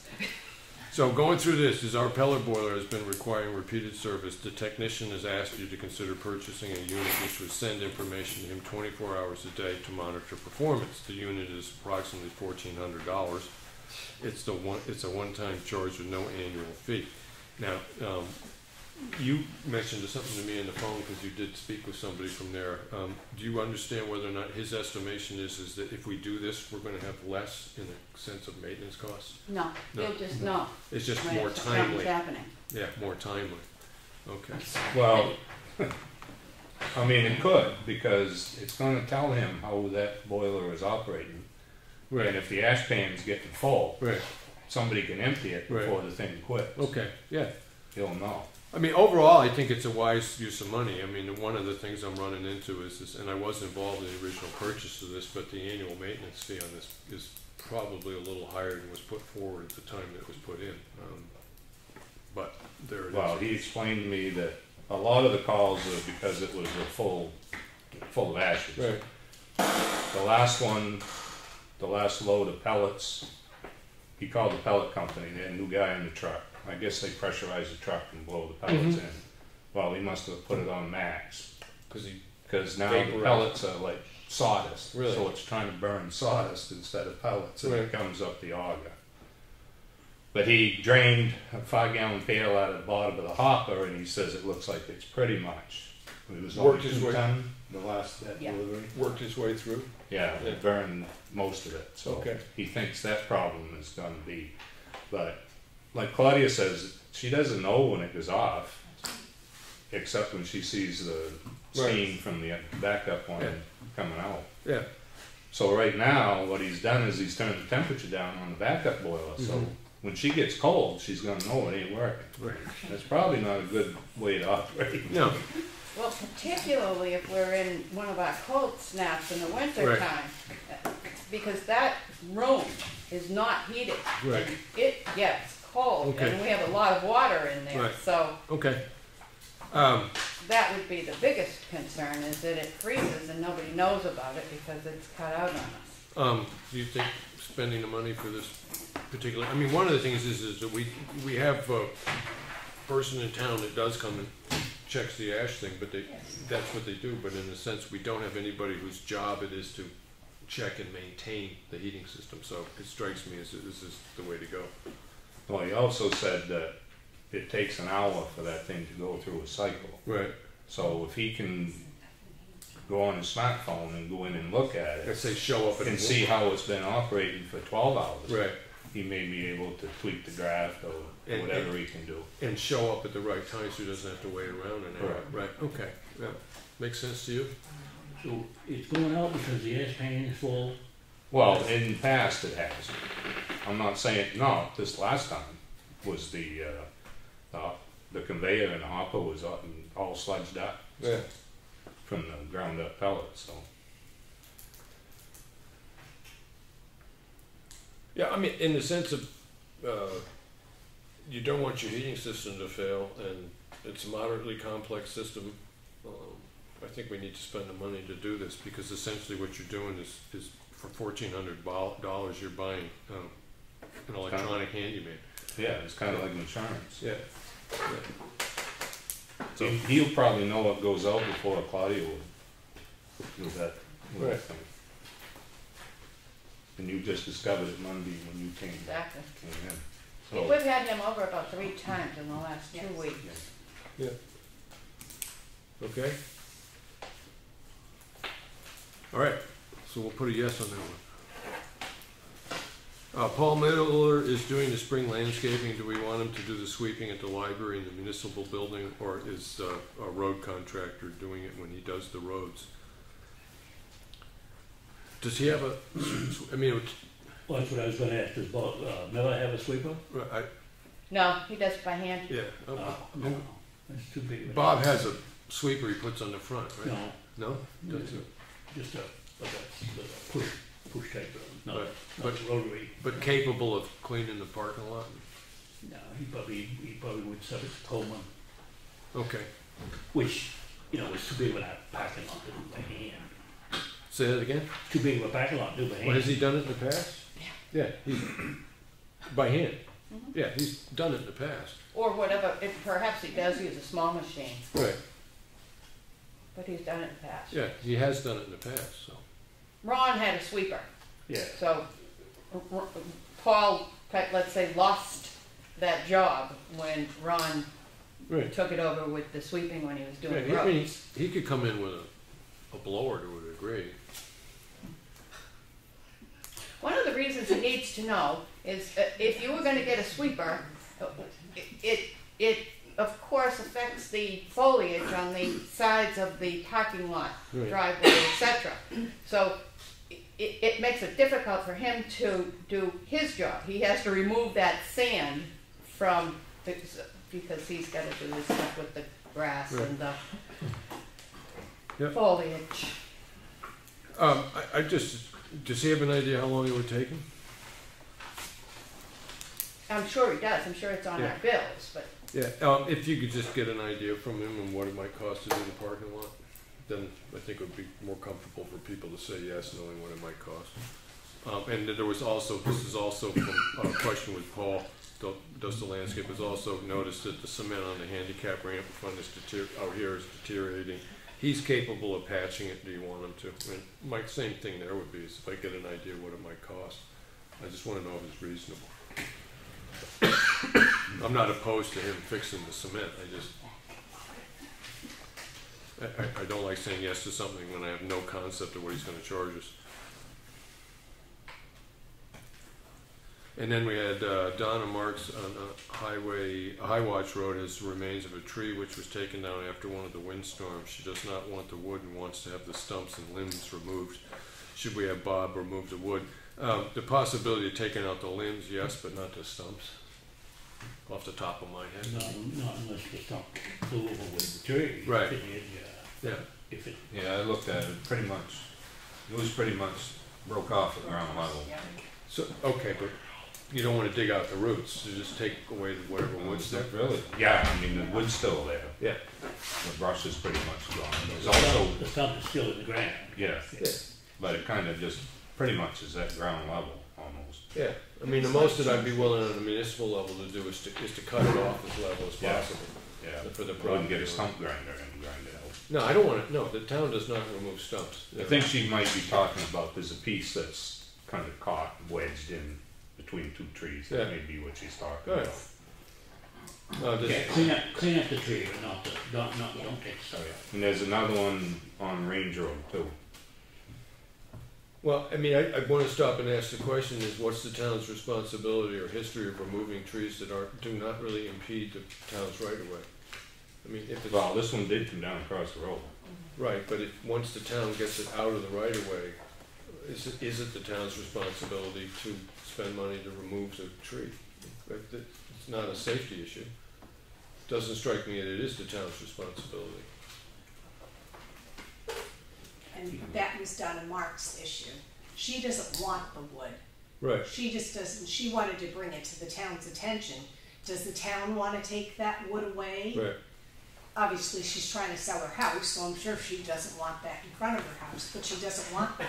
And kept asking, what is the responsibility of the town? Right. Because she does understand a portion of that wet, frontage belongs to the town. Right. It's Well, an easement. in the past, we've always cleaned them up, yeah. I mean, they may have been broke off back beyond the town right away. Right. If they went out on the town property, and then they only got kicked off to the side, so we always picked them up. Yeah, I mean, the wood's laying right in the shoulder. Yeah. I mean, it's in the right of way, actually, right now. All right, so in the sense of snow plowing and stuff, it could create a problem. I mean, I look at the municipal responsibility as public safety. If the wood creates what can be perceived as a public safety issue, then the municipality should remove the wood. But if it's, 7 feet off the road. No, this is right, Okay. right on the shoulder. Right. Well, I haven't seen it. I mean, I would say, yes, we need to get the wood out of there. I mean, I'm not willing to have our guy go up there and move it 3 feet off so it's not, I mean, if he's gonna be there, just pick it up. And I think the one on Range Road, Steve Zalewski said that public service cut it out of the road, so. Right. Bob didn't even go up on that one. The Yeah. brush is top's on one side, pieces are on the other side. Right. Just a car, just the road's open. Okay, but do they, have you seen it? Yeah, Or does it impinge on the right of way at all? it's in the road, top's in the road. Okay, Yeah. then he needs to go look at it. Yeah.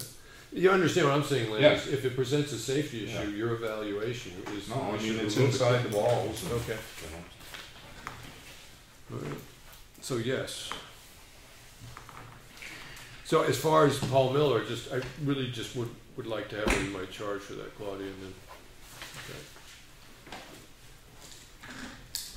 I'm not opposed to him doing it at all, but I know if I say yes and then we get a bill and somebody says, well, did you have any idea? I better be able to say yes. All right, and then we had this issue, Bonnyman Road, where we got from the Friends of Providence Lake Association. We should go, Yes, some of us should anyway. at least 2 of us. Of course, I can't find it. It's in the action folder. It's on Friday, April 15th. Right. Yeah, I don't think he gave a time, unless I somebody didn't write else a time got down. it and I missed it. Pardon me, Miller? I said, no, I didn't write the time down, I just wrote 15 now, so. Yeah, I'll send it out to you, because I did write that question to him, that I wasn't finding a time. So Lenny, can you, I'll email you back. can you do that, Lenny? Yeah. Okay, and you're all set? Because I've got a, what is it? A FEMA thing I want to go to in Concord. I think that's pretty important too.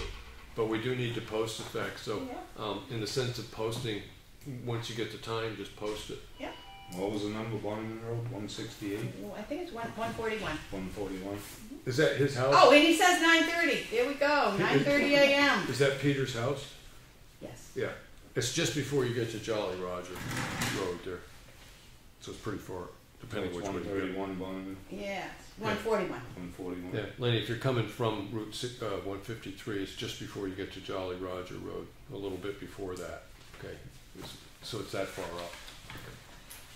No, I meant Bonnyman Road. what's the campground up there? Remick. Remick. Oh, sorry, yeah, Remick. Sounds better. Yeah, Remick. Yeah, Okay. the time of walking from Remick to Brighton, wasn't it? Yeah. And get on that Remick to Brighton? I don't know if you can go through Remick. You mean all the way around the back of the lake? No, from Remick out walking. Where they're going? Yeah. Did it say from Remick to Oh. Brighton Road? Do we go all the way, or just go to the town line? No, I think you go all the way because Wakefield is also involved in this erosion project. So Lenny, we talked about this last year, but one of the things is that there's the possibility that they can get grant funding to reduce the amount of phosphates that run off a dirt road into the lake by putting in catch basins, and which would be a benefit to us. But there's a possibility that we can get some of that work done through grant money. And the one real question that I had when I read the thing is that If the Providence Lake Association is getting the grant, are they responsible for contracting out who does the work? Right. I think their work right now would be an engineer's plan on Right. how to mitigate Yeah. erosion. Okay. So yes, they would have the Yeah. engineer draw up that Right. plan. Yeah. I don't know that there's any obligation on our part to actually do the work. Right. Okay. So. No, they get somebody to do the Yeah. Okay. erosion stuff. All right. Good. And the So- route is from Remick Road to Route 153. Right. Yeah. So then next week you can just give a report on what that was about. Being as that it is a meeting, one of you does need to submit minutes. It can be pretty simple, met at 9, discussed issues, and Well, we'll make sure we post it too. yeah. Yes, I'll have it posted. Okay. Yep. Yeah.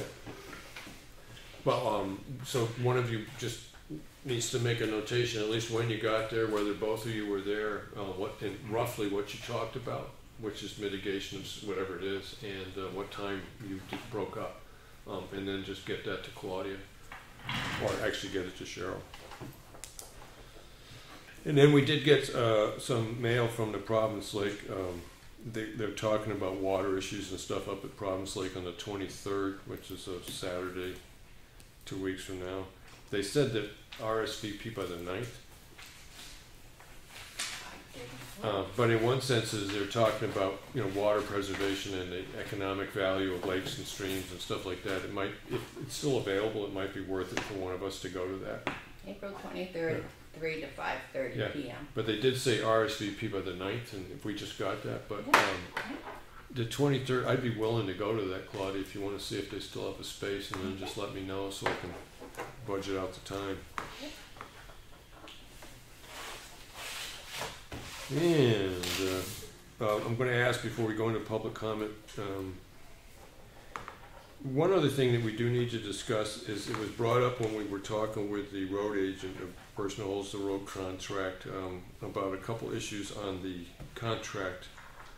So we need to set up a time to have them come in, because if we're talking about negotiating contract requirements and stuff like that, we need to do that in non-public. And what are we discussing?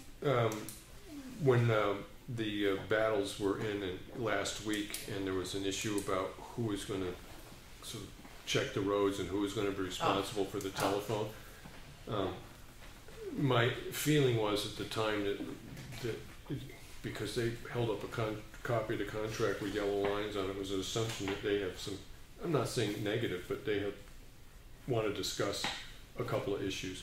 And I consider that a contract issue and reasonable for doing a non-public. And so I was thinking maybe... His comments to me on Monday were, he just wanted to be clear that he was fulfilling what you expected of him. Right. He wasn't quite clear on what way it was going. No, I didn't see anything. I don't know that he wants to renegotiate the contract. He just wanted to clarify what he's responsible for. Right, and I'm a little leery about opening, because once you open that can of worms, the next thing you know, you could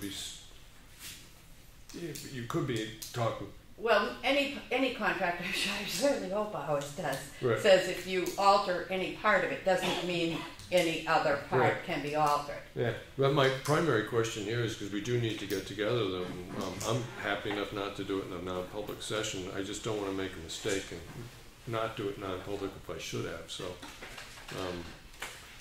what are your feelings on? Well, it is in his contract that he monitors the road. Right. But regardless, when he monitors the road, we're still going to go out and look at it prior to sending him out there. Yeah. So there's no reason for him to monitor the roads if we're going to go out and do it anyway. Okay, and the other issue was who's going to monitor the telephone, the road line on the telephone. So if you all are comfortable about doing that in a regular meeting, we'll just ask him if he can come in next week and we can spend a little time talking about this, because it does need to be cleared up. Yeah, the telephone is. I don't think telephone works very good anyway. All right. Well, I mean, like he said, to call it at 6 o'clock in the morning, but somebody could call it in at 8. You don't call it again at 6 o'clock in the morning. Yeah. So it's kind of useless. Well, we'll see. But the line does notify them that if it's an emergency, call dispatch. So they have at least initiated some notification that something's going wrong now. that's where it comes in handy. Yeah. And the thing is it's a 24/7 line. I don't think everybody's aware of that. Yeah, it's a 24/7 line too, in the sense that, you know, somebody could be trying to call us at home and we're not home. And at least they can call that number and they know they got a message into us, so. Okay, so Well, as the it's, message tells them that if it's an emergency, call dispatch. Right, Of course, right. that, they would then contact fire. yeah, right, yeah. But as it stands right now, let's just see if it's convenient for them or one of them to come in next week, just so we can figure out those concerns that he did have. And what I will say is that it won't be a non-public, but if during the discussion it looks like it should be, we can always stop and go into one. All right. So everybody's aware of this. After public comment, we are going to be looking over sort of a template on an RFP for a bridge that was done in another town. There's a couple issues about, we're looking at not the planning board style capital improvement plans, but trying to establish some sort of criteria on our buildings so that we have an idea of when a roof might need to be replaced, so we can start planning ahead on bigger money projects. So other than that, is there anything else later on that you want to talk about, Lawrence? No. Okay. Lenny? No, but, you've been over Pine River Road, right? Yeah. If we're not gonna do something with that culvert, we'll at least get a cone or something in there that before somebody ends up in there. Okay. He's supposed to pull the box out and Yeah. set it back up on the top. No, the one that, up by the orchard, the one that's washed out down on on the edge. Oh, yes. This side around I see that the other day, the yes. town side of, Effingham side of Yeah. Yeah. the photographer there, whole, Lawrence, did you mind taking a look at that and see whether or not having because us it's load dipped and the water's running right down the dip Right. and it's, place is cut 2 feet into the edge of the pavement. Yeah, okay. About having some stone put in there to, Yeah, either a coal patch. yeah. You happy doing that? Yeah. Okay. Thank you, Lenny. Anything else? No, I'm good. Okay, public comment. You were first. Dave Strauss-Jack, if you're gonna have the contractor pick up some dead trees, there was two that came down on my road Yeah. that I had moved out of the ditch. It's on my neighbor's side, I took it out of mine, my side's good, but there's two of them on the right-hand side going up. Mm-hmm. That Eversource stuffed a bunch of stuff in the asphalt and is not cleaning that up. They're just taking the stuff from the wires. These were down because they pulled the wires down. Right, So there's two piles sitting just as you start up the hill on the right on my neighbor's property right. that Yep. they wouldn't take. Right. That was from coming down. So if he's gonna be taking some branches, maybe he wants to look at those. Okay. What's the location? Jack Russell, just as you start up the hill on the right, two piles. It's pretty hard to miss. They're both dead piles of branches. About half a pickup truck load. Any quality to the wood? The pine, it's all pine, so. It's all softwood? Yeah, it's all soft. Well, I'm just wondering whether or not if somebody put in an article that some free wood was half a pickup truck load of softwood is available on the side of Jack Well, it's Russell. mostly branches and Okay, so it's not. branches and Okay. dead. Yeah. That isn't really any good. And the second thing I'd like to ask is, over the last 2 weeks, we had a lot of rain Yeah. on a couple days. Did we have any damage to any town roads because of that rain? When I drove, the last time I drove over a couple days ago, the dirt roads, and we had the rain today and yesterday, but I saw no places that were mudding out particularly bad. I mean, the potholes are bad now, but once we get the grading going, I didn't run into a lot of places where I saw the washout. The one Lenny was talking about was probably one of the worst ones. And then up by, a little further up past PK, there was a place on a paved road that has a pretty bad pothole in the side of the road. But I think the roads did pretty well. No major road damage then from storms? No. I mean, I think so we've that's keeping done. us in budget then? So Yeah, that's and I mean, I think it did all right. And then, Lawrence, you were saying, was he getting that leaf blower for his? Yes, he has, it's a 3-point hit for the back tractor. Right. Yeah, I mean, it's a gigantic leaf blower for blowing organic material out of ditches, which, perfect. yeah, I think might be a really cost-effective way for us to Clean the start hills cleaning on- the ditches. Yeah. Yeah, at least the hills on the Yeah. problem areas. Yeah. Yeah. I did want to ask Lawrence, is there any disadvantage to removing all of the organic matter from a ditch?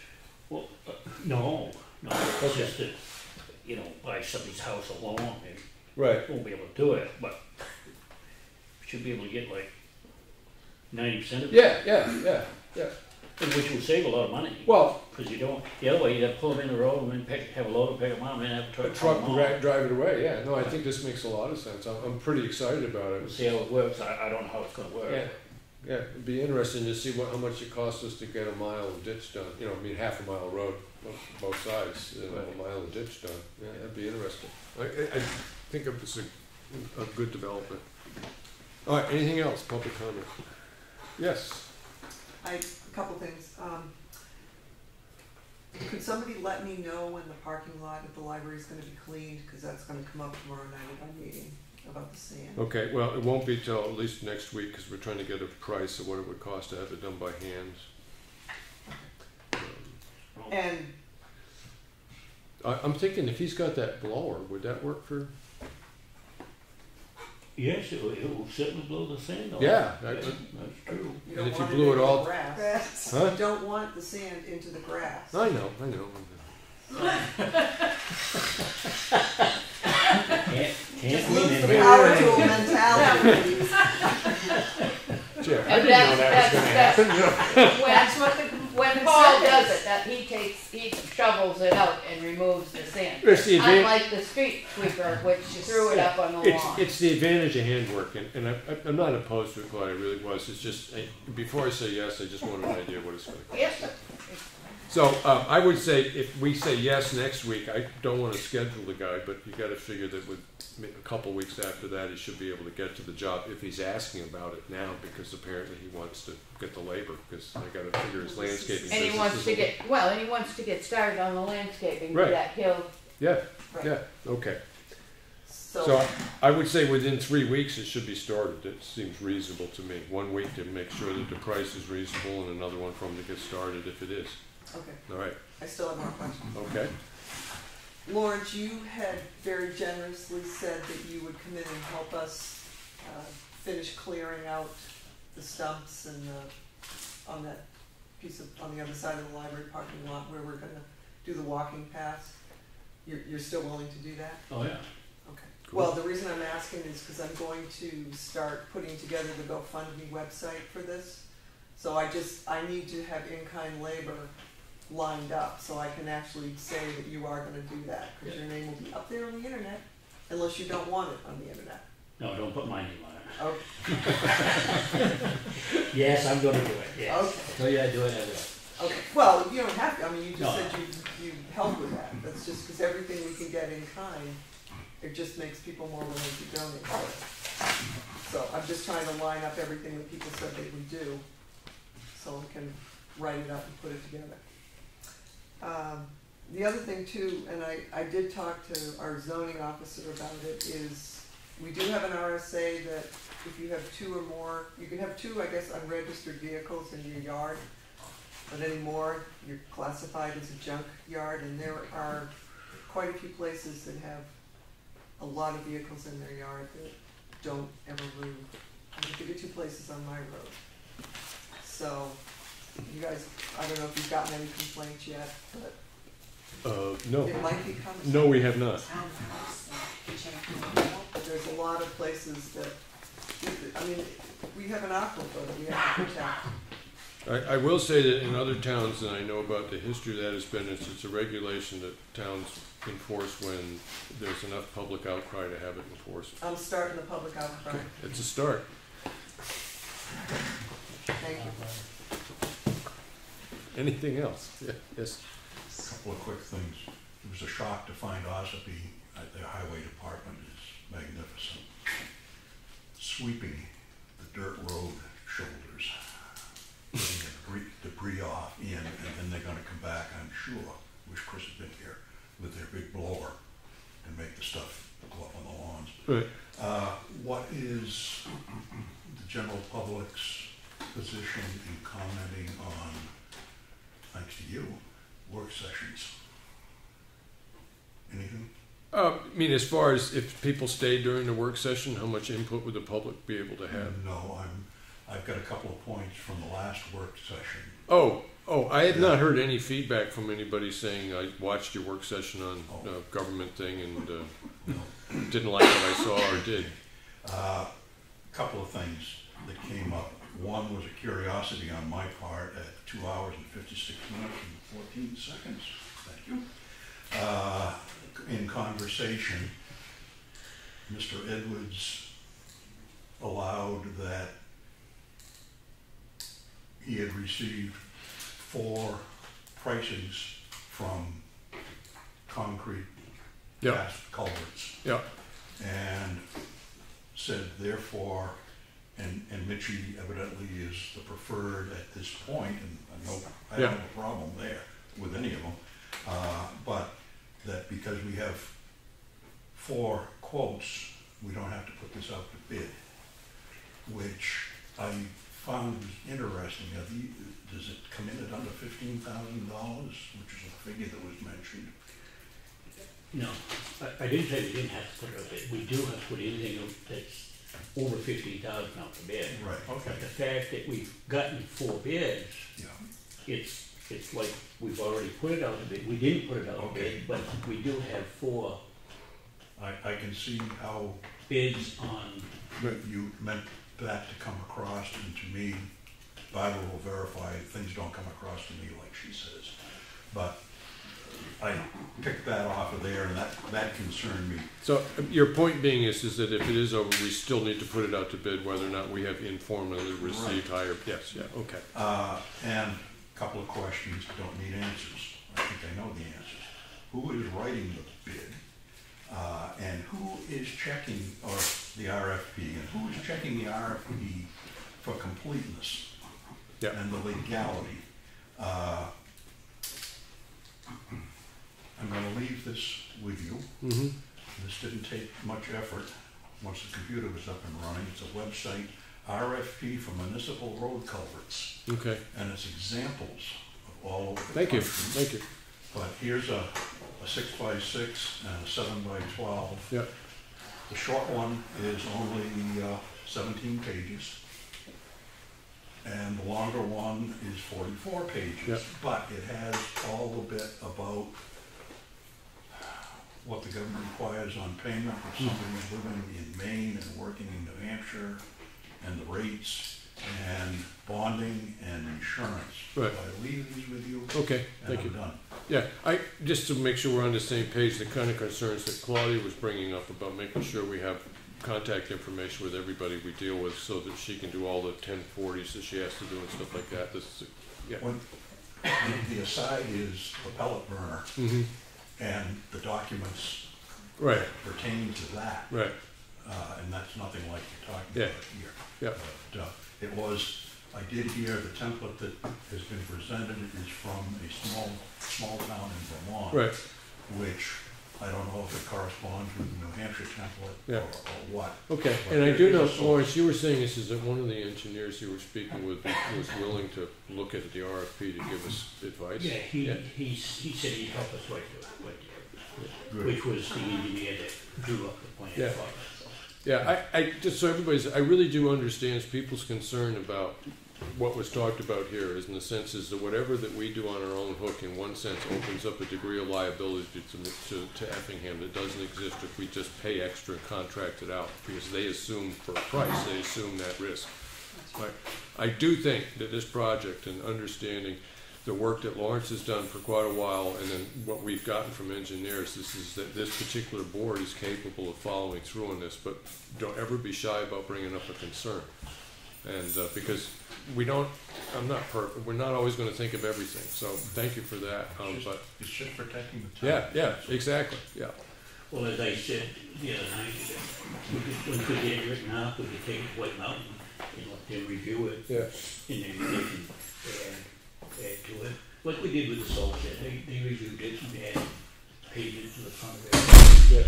I think what I see in contracts in this town, like the summer road contract that's in existence at this point, not the people, not the amount of money, but what isn't in that. Right.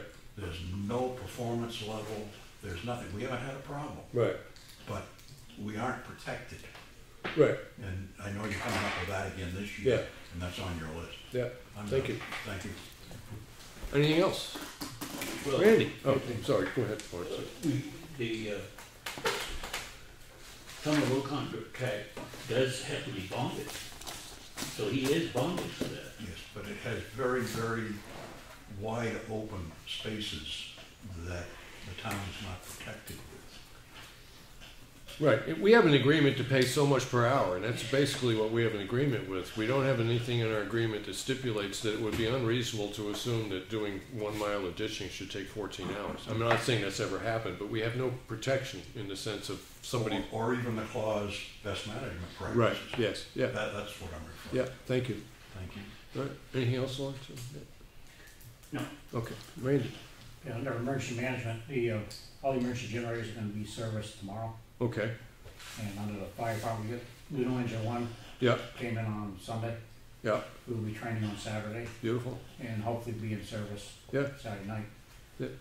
The other thing we learned out last night at the OMVA meeting, the state's gonna be closing Route 16, those twin bridges, just north of O'Keefe's. They're gonna replace them. They're gonna close it for a weekend. And the detour route is 25 to 153 north. So, Right, back up either through Madison or all the way to Conway. Yeah, so they're gonna be coming down through Effingham. right. So And when is that, Randy? they didn't say which. It's gonna be a weekend to close it to put in a makeshift bridge, and another weekend to close it to take it out and open up the new Right. twin bridges. An assumption is that they've informed our police chief about this. Do you know if that's the case or not? We just found this out last night at the OMVA meeting. Claudia, They suggested they do it on you 4th of understand? July. Do you want to just make sure that, check with the chief and make sure Good that time he to do was it. informed about this? Because it may affect his scheduling of patrolling and stuff like that. Okay, thank you. Thank you. Anything else? All right, we're doing a work session, as I said, really is kind of limited public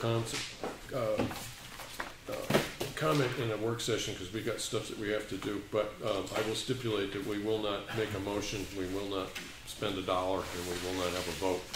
What we will be, might establish is those things that we want to put on the agenda for next week, so. But these are discussions, and they can be freewheeling and stuff like that. It does give us the opportunity to every once in a while put a crazy alternative on the table, just in the sense of discussion. But just so everybody's aware, we will not make motions, we will not make votes, and we will not raise money for anything. So, other than that, thanks everybody for coming. And Claudia, I can keep a list of the topics that we discussed and stuff like that if we got stuff to do. You want to take 5 minutes, Lawrence? Grab a glass of water or something? Okay. Oh, probably use power boom. Yeah. Yeah, get Probably get a couple, 3 of them. Look at it, still big parking lot. Yeah, it is a big pack. Do it after the rain. That way most of it's washed into the cracks anyways. Maybe the Coleman and come down with his sweeper there and suck it all right up. the other day, they had done the bridge. Yeah, it did. Right from the house. In fact, he done. He did the hill, He yeah. done Clifford Hill. Right. Yeah. Oh, Another road. Yeah. All right. You want to start just review over the town of Stratford? Just I looked at that. I came up with this off of the Mitchie's. so these are topics to cover. Yeah. Each one of these things needs a Well, description. no, I didn't take it out of starter. I just took this out of the Mitchie Right. thing. And then, because we got to add in, the bond and insurance And performance, when it will be done by, Right. stuff like and that. date and so forth. Right. But if we take that there again, because, like Tom said, we're supposed to put that out for bid, but there is Jeunesse Precast and Roberts. Well, no, I mean, I kind of agree with the point being is that what we need to do is spend the money to publicize a bid in the paper. I mean, your point being is more than likely we know who's going to give us the lowest Well, price. the other thing is, we publish that in the paper, and nobody, there ain't a precast company in where the paper covers. Right. Right. What do they do? Well, Of is course, there like it a covers us. is there a trade journal? Huh? Is there a trade journal? Well, that's what Tom was saying. Right. Tom Hyde, he was saying if there's a website, so you can, like other times, Yeah. put it on there and put up like that. what their Right. projects are. Yeah. I mean, but for, you know, just making sure mine and our P's and Q's on this, we have to publicize it.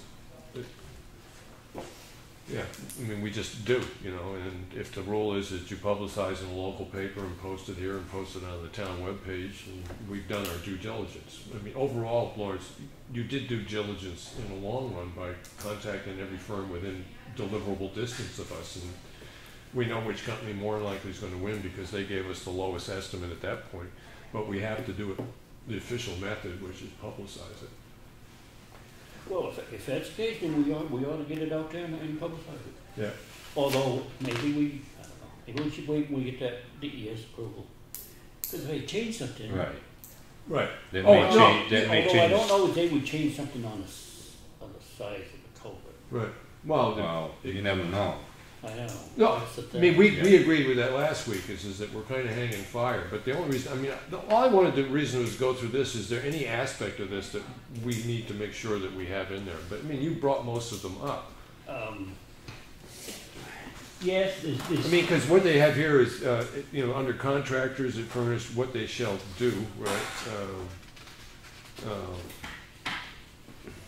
Schedule and time, or some of the project schedule. We have to put our project schedule, because if we're going to make sure that, if we're going to say that part of this is you have to have it done by a certain date, we have to list what the project schedule is. The project design engineer, we've pretty much already been that, but we are going to put in the RFP that the company, whoever wins the bid, will be working. Their work will be checked by an engineer that we've hired to do oversight. Sealed bids is pretty straightforward part of it.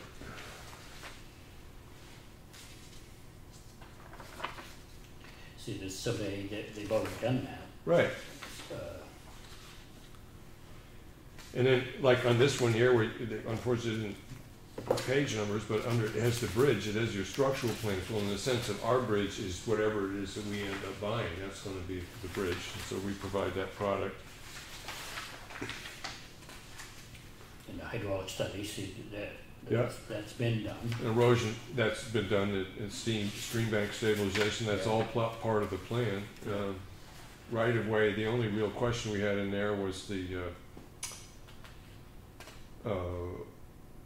dry hydrant, Right. and that's been taken care of. Yeah. Permits we're dealing with right now, right? They've been submitted, but we have to hear back. And shop drawings, and that's what I say, the shop drawings, that Mitchie Corporation will furnish a set of plans for that precast. Right. I don't know if the other companies will or Right, not. yeah. Well, when we craft the, so if we're still waiting on DES, I'm trying to think whether tonight we need to craft what we're going to put out as a bid request for the provision of the culvert itself. But we can look at that. Under insurance, we know what we need to put in there. You know, we know that that's going to have to be part of it.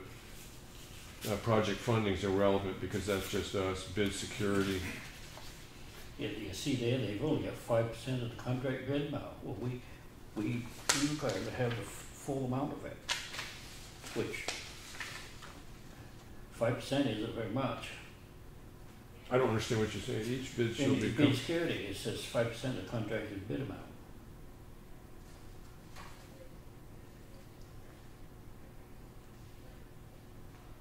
Okay.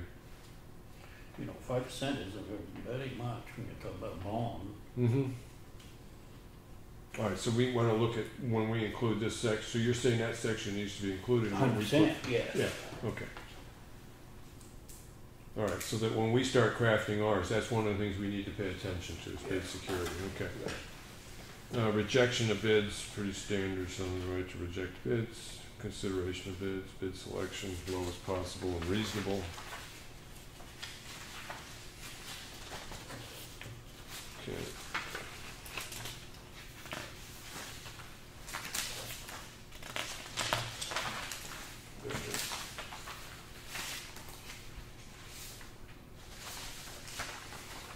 Is this just for the concrete, or is this for the whole? It's going to be, no. Yeah, it would be the whole thing would be combined together. Right. But as far as what we're talking about publishing in the paper for bids for that would just be the provision of the concrete structure. So that we're going to need a bit. I mean, there's some things in there that we could pull out and put in there. Yeah.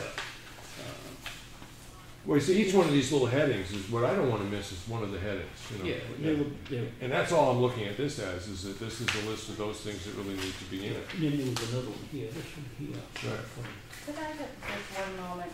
Yep. Maureen had mentioned to me that I perhaps did not make this clear when I said about the workers' comp. If we don't have insurance coverage, just so you know, I'm not trying to be unreasonable or collect paper. Yeah. If I'm issuing a 1099 and I don't have an insurance policy, the workers' comp is going to charge us for that work. Right. That's why those are so important. Right.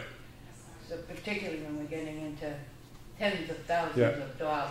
Okay. Because if they don't have their insurance, then that meant we're going to pay. Right. So, yes, she asked me to Yeah. clarify that.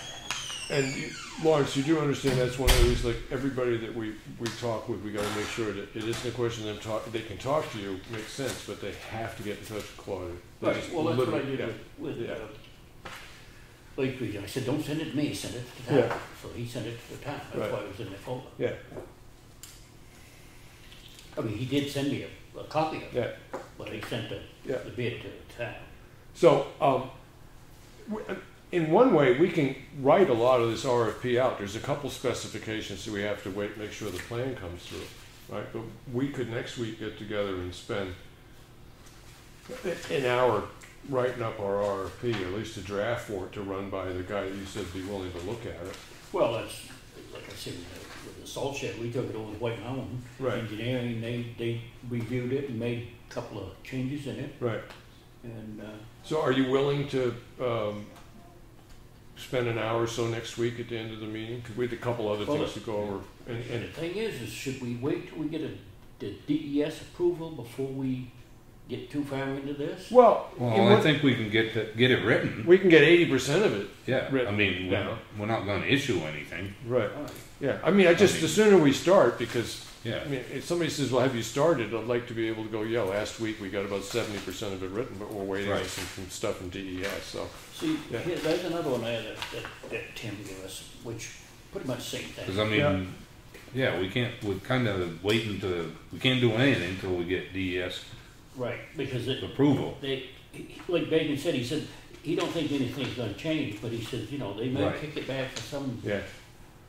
Size of the stone or something, But, I mean, but one of the things I'm trying to do on the agenda. They don't send it back because of the size of the color. That's the main thing. One of the things I'm trying to do on the agenda is to list it. We're going to have a work session, and what we're going to do is start crafting the RFP for the Stevens Road Bridge. Actually, start getting some stuff on paper.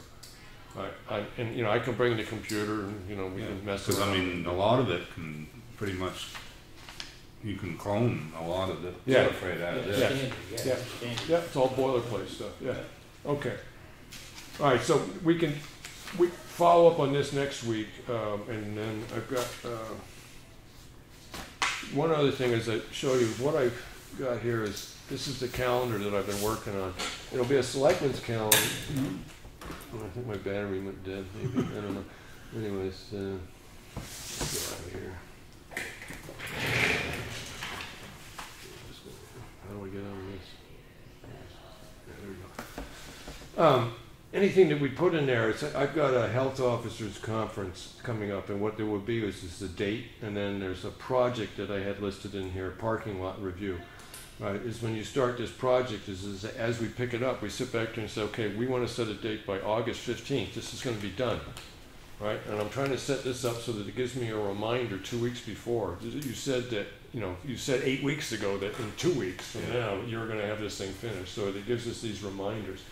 And I can print these things out. When I come in on Wednesdays to work with Cheryl, because this is what I'm going to do, is I'm trying to shift sort of as much of the actual crafting of the agenda, putting it together into that office and make it sort of as standard as possible so that if the select body changed, the office is used to generating a really workable agenda, right? So that when we get something that comes up in a meeting and it gets mentioned in the minutes, I'll get together with the next day with the office out there, and I'll get all that stuff that we agreed to have done by a certain time in the calendar. Now I can email these calendars to you, right? Or you can just open them up and see everything that's on it. And then once a week, when we put the agenda together on Wednesday, I'll review the calendar and sit back there and say, okay, I'm going to print out 3 copies of this month, right? Or this 5-week period. It could span 2 months, but we'll figure out what is reasonable. Let's say 4 weeks. You're always going to get a 4-week calendar. Might cover 2 months.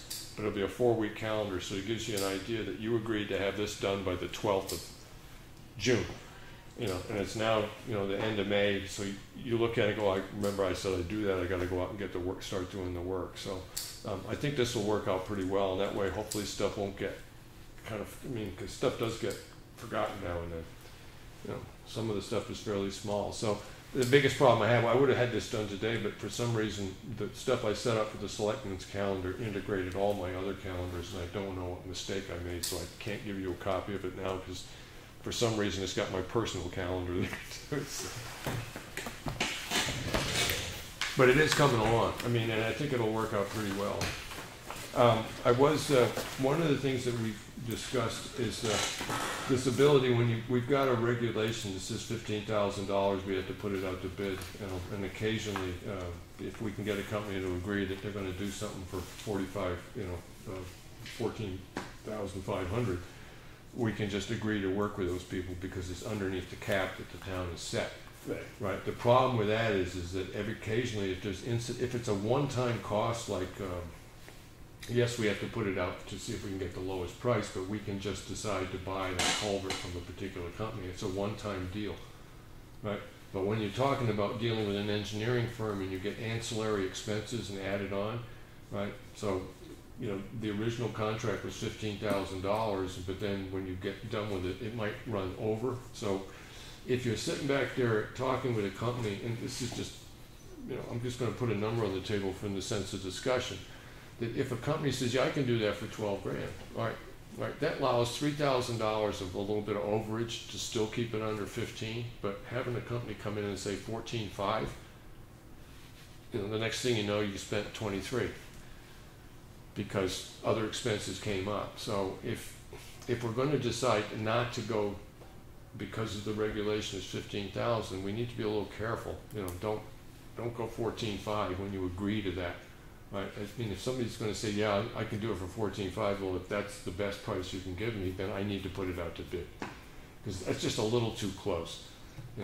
Well, it depends if at a firm price, or if it's got something in there that's going to be added in later right, on. And that's the kind of thing we need to discuss when we do it. I'm just saying is that I got to admit I'm a little quick to jump to simplify the process to say, well, if they agree to do it for less, then we don't have to do this. And if it's real close, they really haven't agreed to do it for less. It's too damn close to call.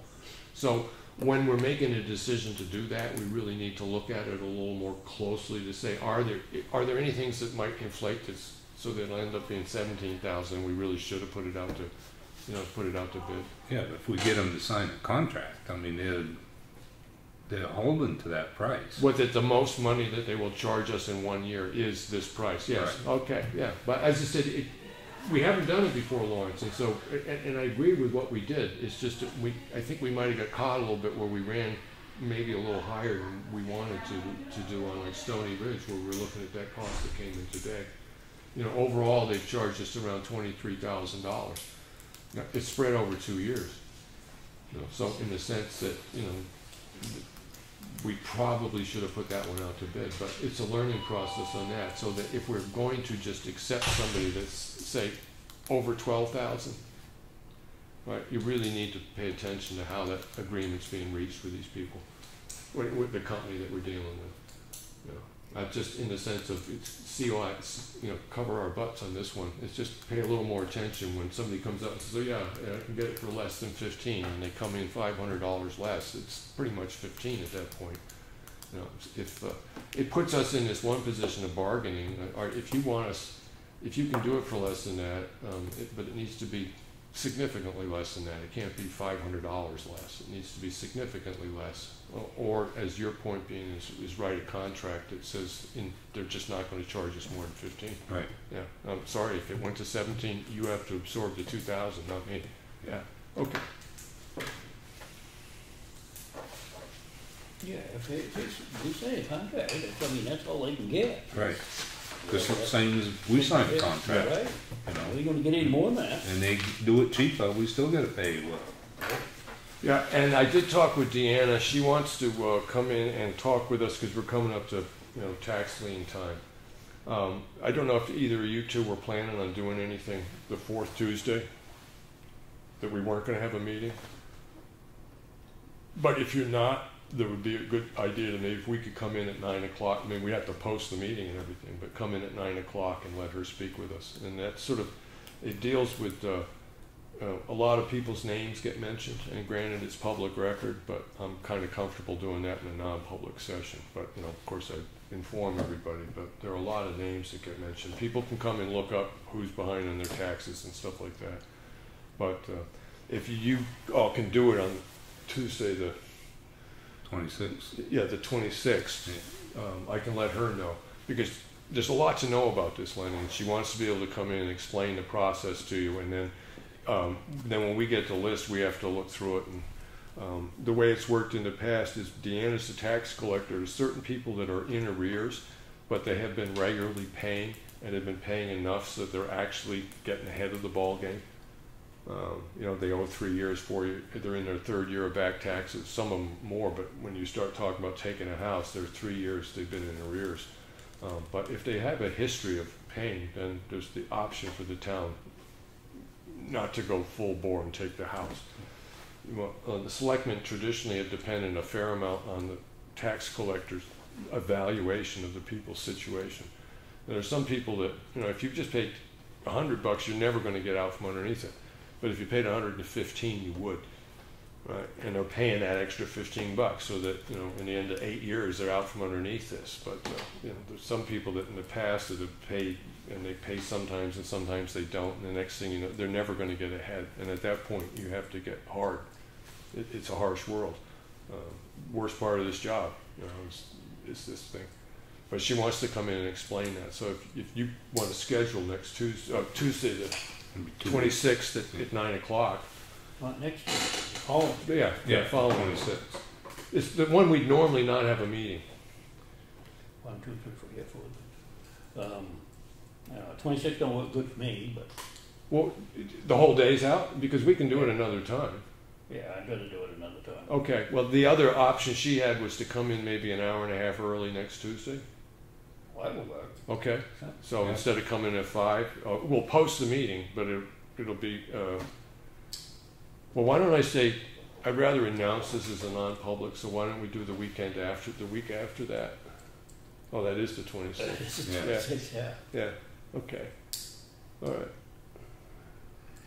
We can do it the 1st of May, which would be the 3rd. Yeah. Well, we want to get it going on to see. Well, as long as I post this, I can stipulate the 91A rules and the posting and stuff like that. And I will keep minutes of the meeting, but yeah, okay. Why don't I would rather announce it at the week before meeting that I was going to do this, but I think with her schedule and us learning the information, it's worth it to do that next week at get in here at 3:30, 4 o'clock. I'll check with her on the time when I post it, but I'll write up the posting and stuff like that and stipulate it as a non-public meeting.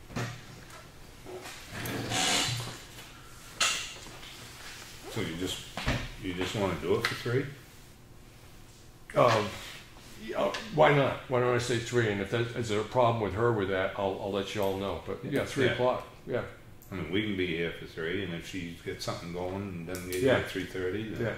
Yeah. Okay. Well, just so you know, when I'm posting that for that one specific purpose, I'm not going to open up the meeting for something else. I mean, we're either doing that or we're not in session. I mean, I'm very, very particular that when I post a meeting. But I mean, we can wait for her. Oh yes, yeah. Okay, so 3 o'clock next week. All right. So this is the other thing about the calendar that I'm doing is during the meeting, I'm just writing down a list of stuff that needs to go on the calendar because I don't want to break up a meeting and go on the computer. I mean, that's just rude. So at the end of the meeting, or once this process with the office gets going, the next Wednesday morning I'll come in and I'll update the calendar. Okay, so this will go in and meet at 3 o'clock next Tuesday. Non-public. Okay. And if that don't work for her, you can just let us all know and Yeah. schedule it some other time. Okay. And So, are we still gonna do the agenda like we've been doing? yeah, yeah, definitely.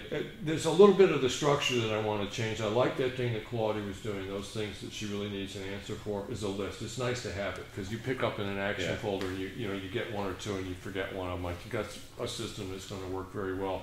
And I'll just kind of put that in the agenda as a listing, as administrative FYIs. You know, it's just a little note, so it allows us to go through there because most of those are yes and no questions. And she needs a decision that night, so it helps us with that.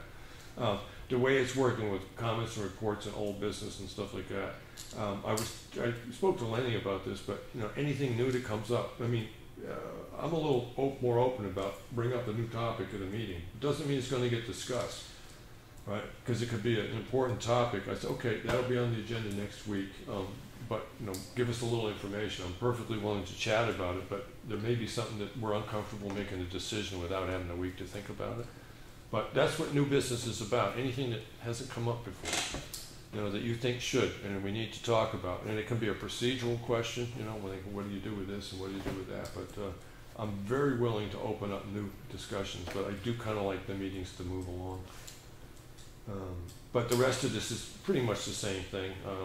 I had to change a little bit about when we were getting together with people because we're closed on that. I got to make sure that that works out. But what I want to be able to do is on Wednesday, as this week it'll be Thursday, but generally speaking on Wednesdays, I want to get the agenda pretty well established. It takes in everything we said we were going to do this week, next week, is on the agenda, and get them to you all by Thursday or Friday at the latest.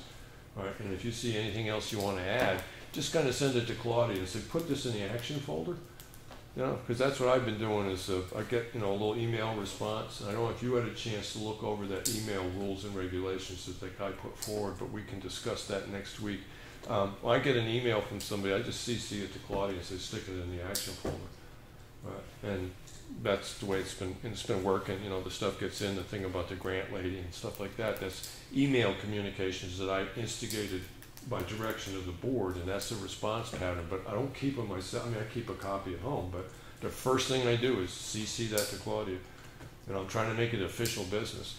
Generally speaking, if you're talking with a business or a contractor or somebody like that, and they're going to send you email, have them send it to the office and have the office CC it to you, right? And that way it becomes municipal business right off the bat, right? But the reason you're getting CC'd as opposed to all of us is you're the one that agreed to, you know, spearhead this thing, and also she can CC it to you or all three of us. It doesn't really matter, but you really want to turn it over to all addresses or the towns.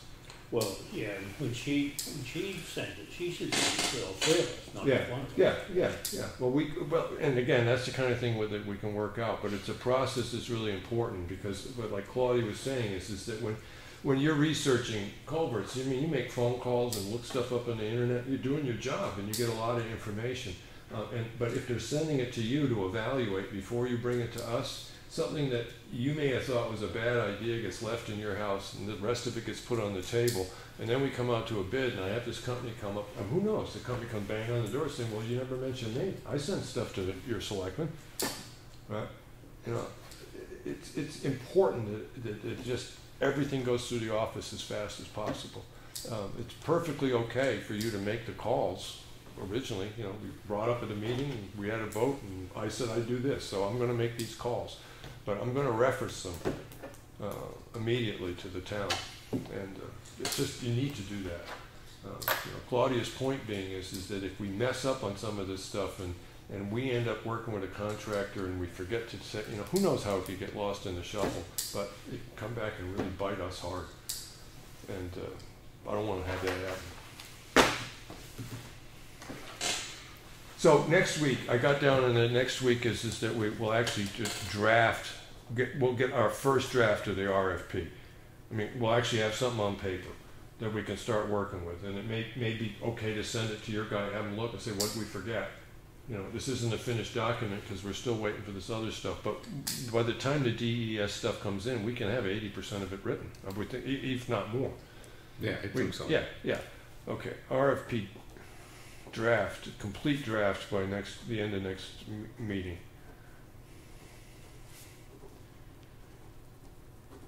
All right.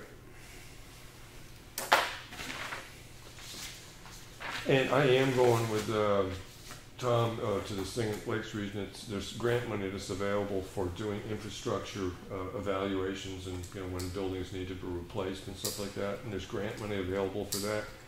I'm a little doubtful that this is going to be pertinent to Effingham because they're talking about $400,000 and $500,000 and $600,000 grants for town planning.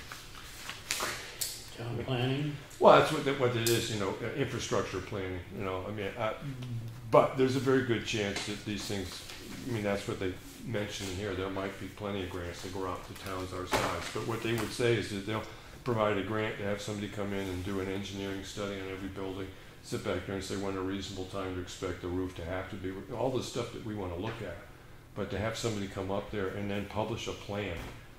Right, the same way we have the road plan, but then what we need to do is attach the money to it. And we have to plan the money that goes along to live up with the plan, which now that we've got the road plan, and if you have a chance to look at that, that's what the next step we need to do in the road plan is to get together how we're going to fund all these things. And we really do need to figure out when we want to get like Granite Road done, the bridge done. I mean, if we just... I want it done. Yeah, I'd love to. Yeah, but you both understand that whatever we put into that, we're not putting into roads. We have $300,000 that we basically, in the last 5 years, the town spends about $300,000 a year on construction and maintenance of roads. That's what the town has been able to afford the town meeting on their taxes. I don't see that number going up much. And what does go up is the cost of a mile of road. Right. Yeah. We used to be able to budget stuff around $200,000 and get a fairly appreciable project done. That figure is now $300,000, and it's mostly because of the earthwork. Yeah. It's just so expensive. I don't think what we did last year was a waste. I think a couple projects could have, like where we did half a lane of the road instead of the whole road, that was probably a mistake. But what we did do was, when we do pave those roads, we're going to spend less money on that section than we would have. So, we'll save then, but we won't get credit for it. and that's, sitting back there and figuring that out, I think is probably the most important thing we can have done. And if we want to do that, and we want to have it ready so that we can make a decent presentation to the budget committee, we really need to have a good handle on that by the middle of August. Right? Where we're going to allocate money for roads in the next 5 years. Because that takes into whether or not we fix Granite Road and start saving money for Snow Road. Because that's the next thing we're going to have. This isn't going to end with Granite Road. It just isn't. Yeah, the Granite Road's going to be the most expensive one, I think. Maybe. Well, when you look at Snow Road, one of the problems is what do you use for access while it's closed? I make an assumption that they can haul stuff out of that transfer station going over Colker Hill. I make an assumption that they can, but I don't know for sure. And if you have a really muddy week, you may have to put off pickup. Well, when you're going to do the culvert, it's going to be late in the summer, so it's going to be dry. Right, yeah. But that's just, it's the next thing that we have to deal with. And I can't... Unless, something happens, you have to do it before they... Yeah, but if whatever you do there, if you planned on 2 weeks, have everything emptied Monday. Right. And then close the road down. Yeah. And that should get, only got Wednesday, I mean, Right. 2 Wednesdays and a weekend. Yeah, I don't know how often he gets that, how often he has to dump that Right. compact. And just make sure everything's emptied. Yeah. Yeah. Have maybe an extra one there. And But the way I look at, I mean, I don't even look at attacking the snow road bridge for 3 years. At the earliest. I mean, and that's kind of if we put off. I mean, and when I look at that, it's like do the original engineering studies and get into the program also, if that's the way we want to go. So your take on what HEB was saying about Bridge 8 program? that scares me. Because it's unsure? Yeah. Yeah. Yeah. I got to admit that for me, when he was talking about is that one throat to choke, you know, that sense of limiting the municipal liability makes it worth it for me. Because you're going to spend the money anyways. You might get it back through the state. But if you weren't going through the state program, the percentage that you could do the job for less isn't worth the safety that you lose to me. You know, I mean, the town might save on a $400,000 bridge, we might save $30,000, $40,000 by piecemealing it ourselves, but we open ourselves up for hundreds of thousands of dollars worth of risk. It just isn't worth it. And then there's a good chance that the money will actually come back.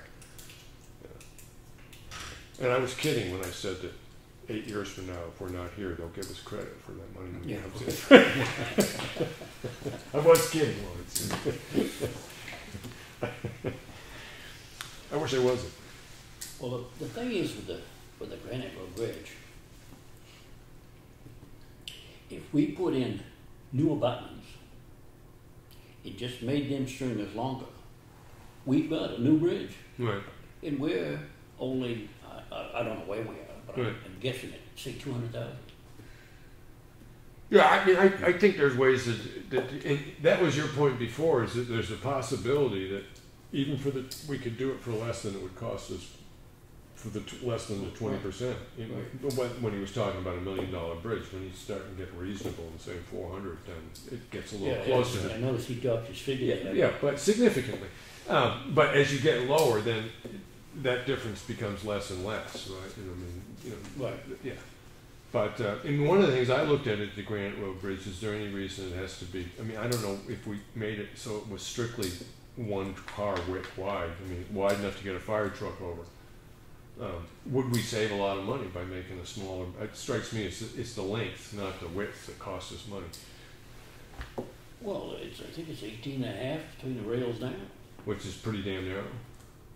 Well, 18 and a half is you could pass 2 vehicles on it. Vehicles on 6 foot. So right. You could pass, but it'd be tight. I mean, you know, Right. be doing 50 mile an hour and pass. Wouldn't get my pickup and your pickup side by side on that. Without No. folding the mirrors in. Right, yeah, but Yeah, Lawrence. One of the things that did, I mean, there was a lot of pressure against trying to do much of this in-house that came out during the Stevens Road Bridge project. And overall, I think that there's a lot of value in the fact of, you know, the knowledge that you have and you brought to the table and the information you've got. I'm very willing to pursue it the way that we are, and I think it'll prove to the community that, you know, your knowledge and then the board working together can get this project done for significantly less than if we had just said we don't want to deal with it.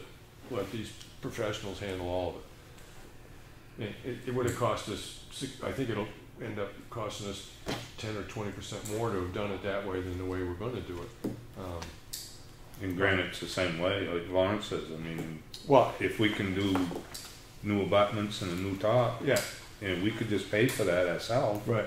It'd probably be cheaper than. Yeah. But the biggest risk involved in that is as Claudia was bringing up, I said, if we do decide that we want to start looking at projects, I mean, we can be continually looking at them, doing them both ways, or Granite Road doing it both ways. But if we decide that we want to start going with like managing it ourselves, the paperwork has got to be impeccable.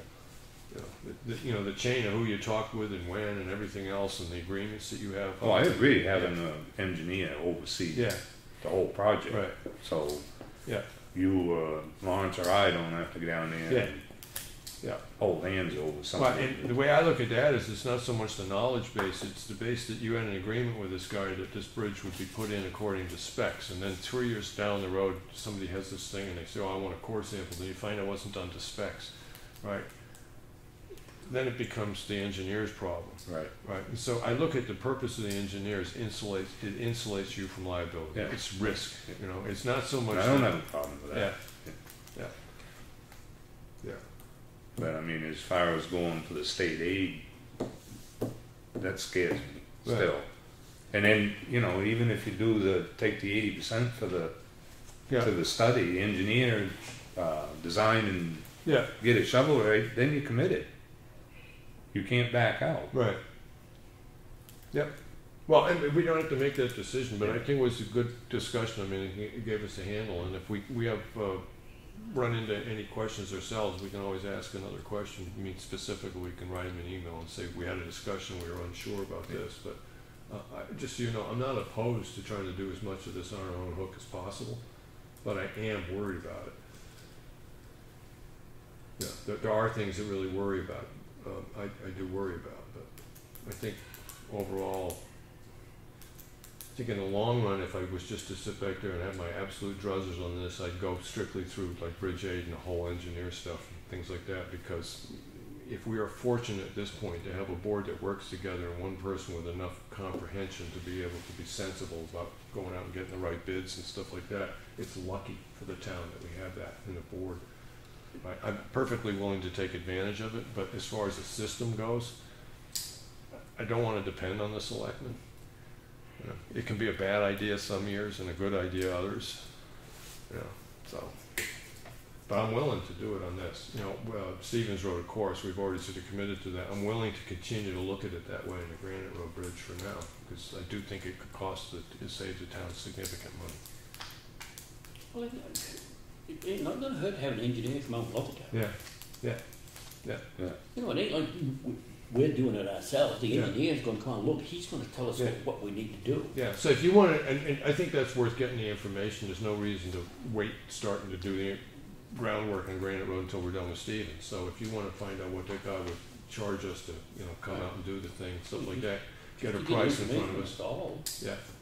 Yeah, get a price in front of us. And we're talking at this point just the quality of existing abutments. That's what the last thing you were talking about. Either that or what it would cost us if we was gonna pour an abutment right behind the Right. existing. Yeah. Leave the existing Yeah. building but pour up Right. a new.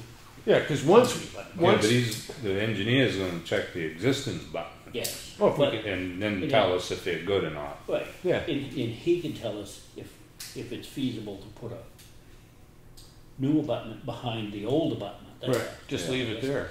Yeah. Yeah, it looks nice. It looks nicer than cement. I mean, the report says that they're fair, wasn't it? What the Yeah. report said, so it's Well, fair. that wasn't the reason they closed it. No, it Yeah. was a steel. Yeah, Yeah. What used to be steel. Yeah. Not rust. Right. The bridge needed to be closed. You know, Rex hauled over that last summer. Well, I'd haul over it today, I wouldn't hit that, but you know, it's just. Yeah, it's not going to fall through until it falls through.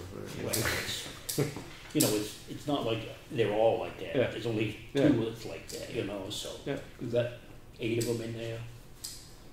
So if we, on that Granite Road, if we find out that the abutments are good, or we can, for a moderately lower price, pour behind the ones that are there, then the only thing that we have left to do is to span the distance. Right. Yeah.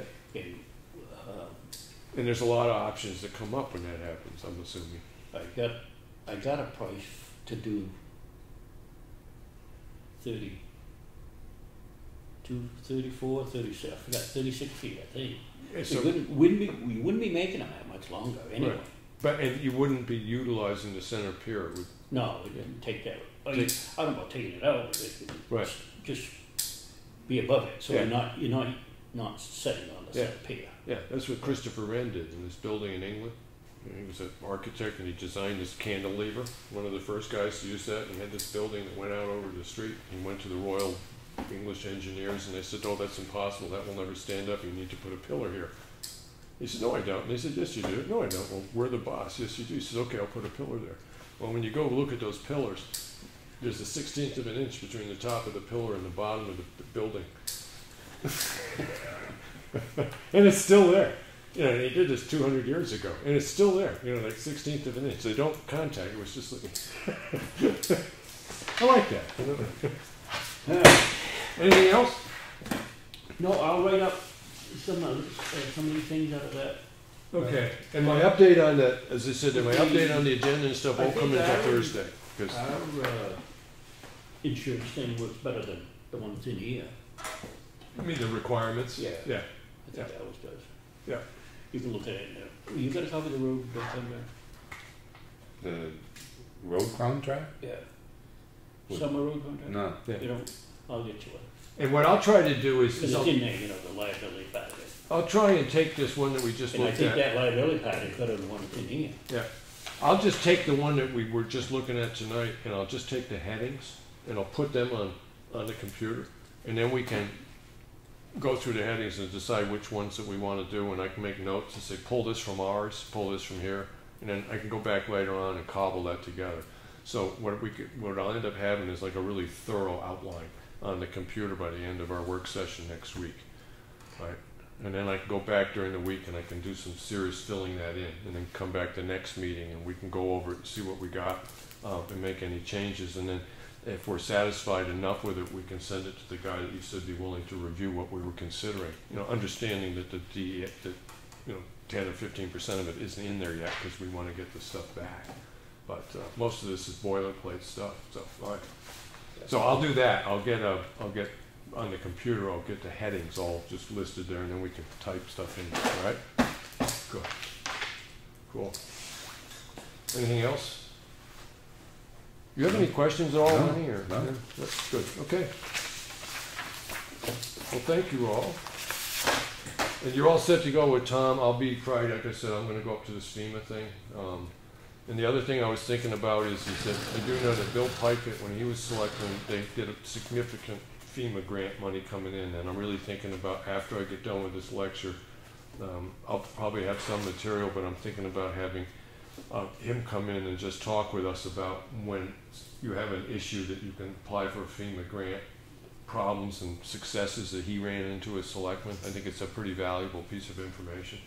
Right, but you know, we'll wait and see what I bring back from that lecture on Friday. I make a motion. You do. Second that. All those in favor? Aye. All right.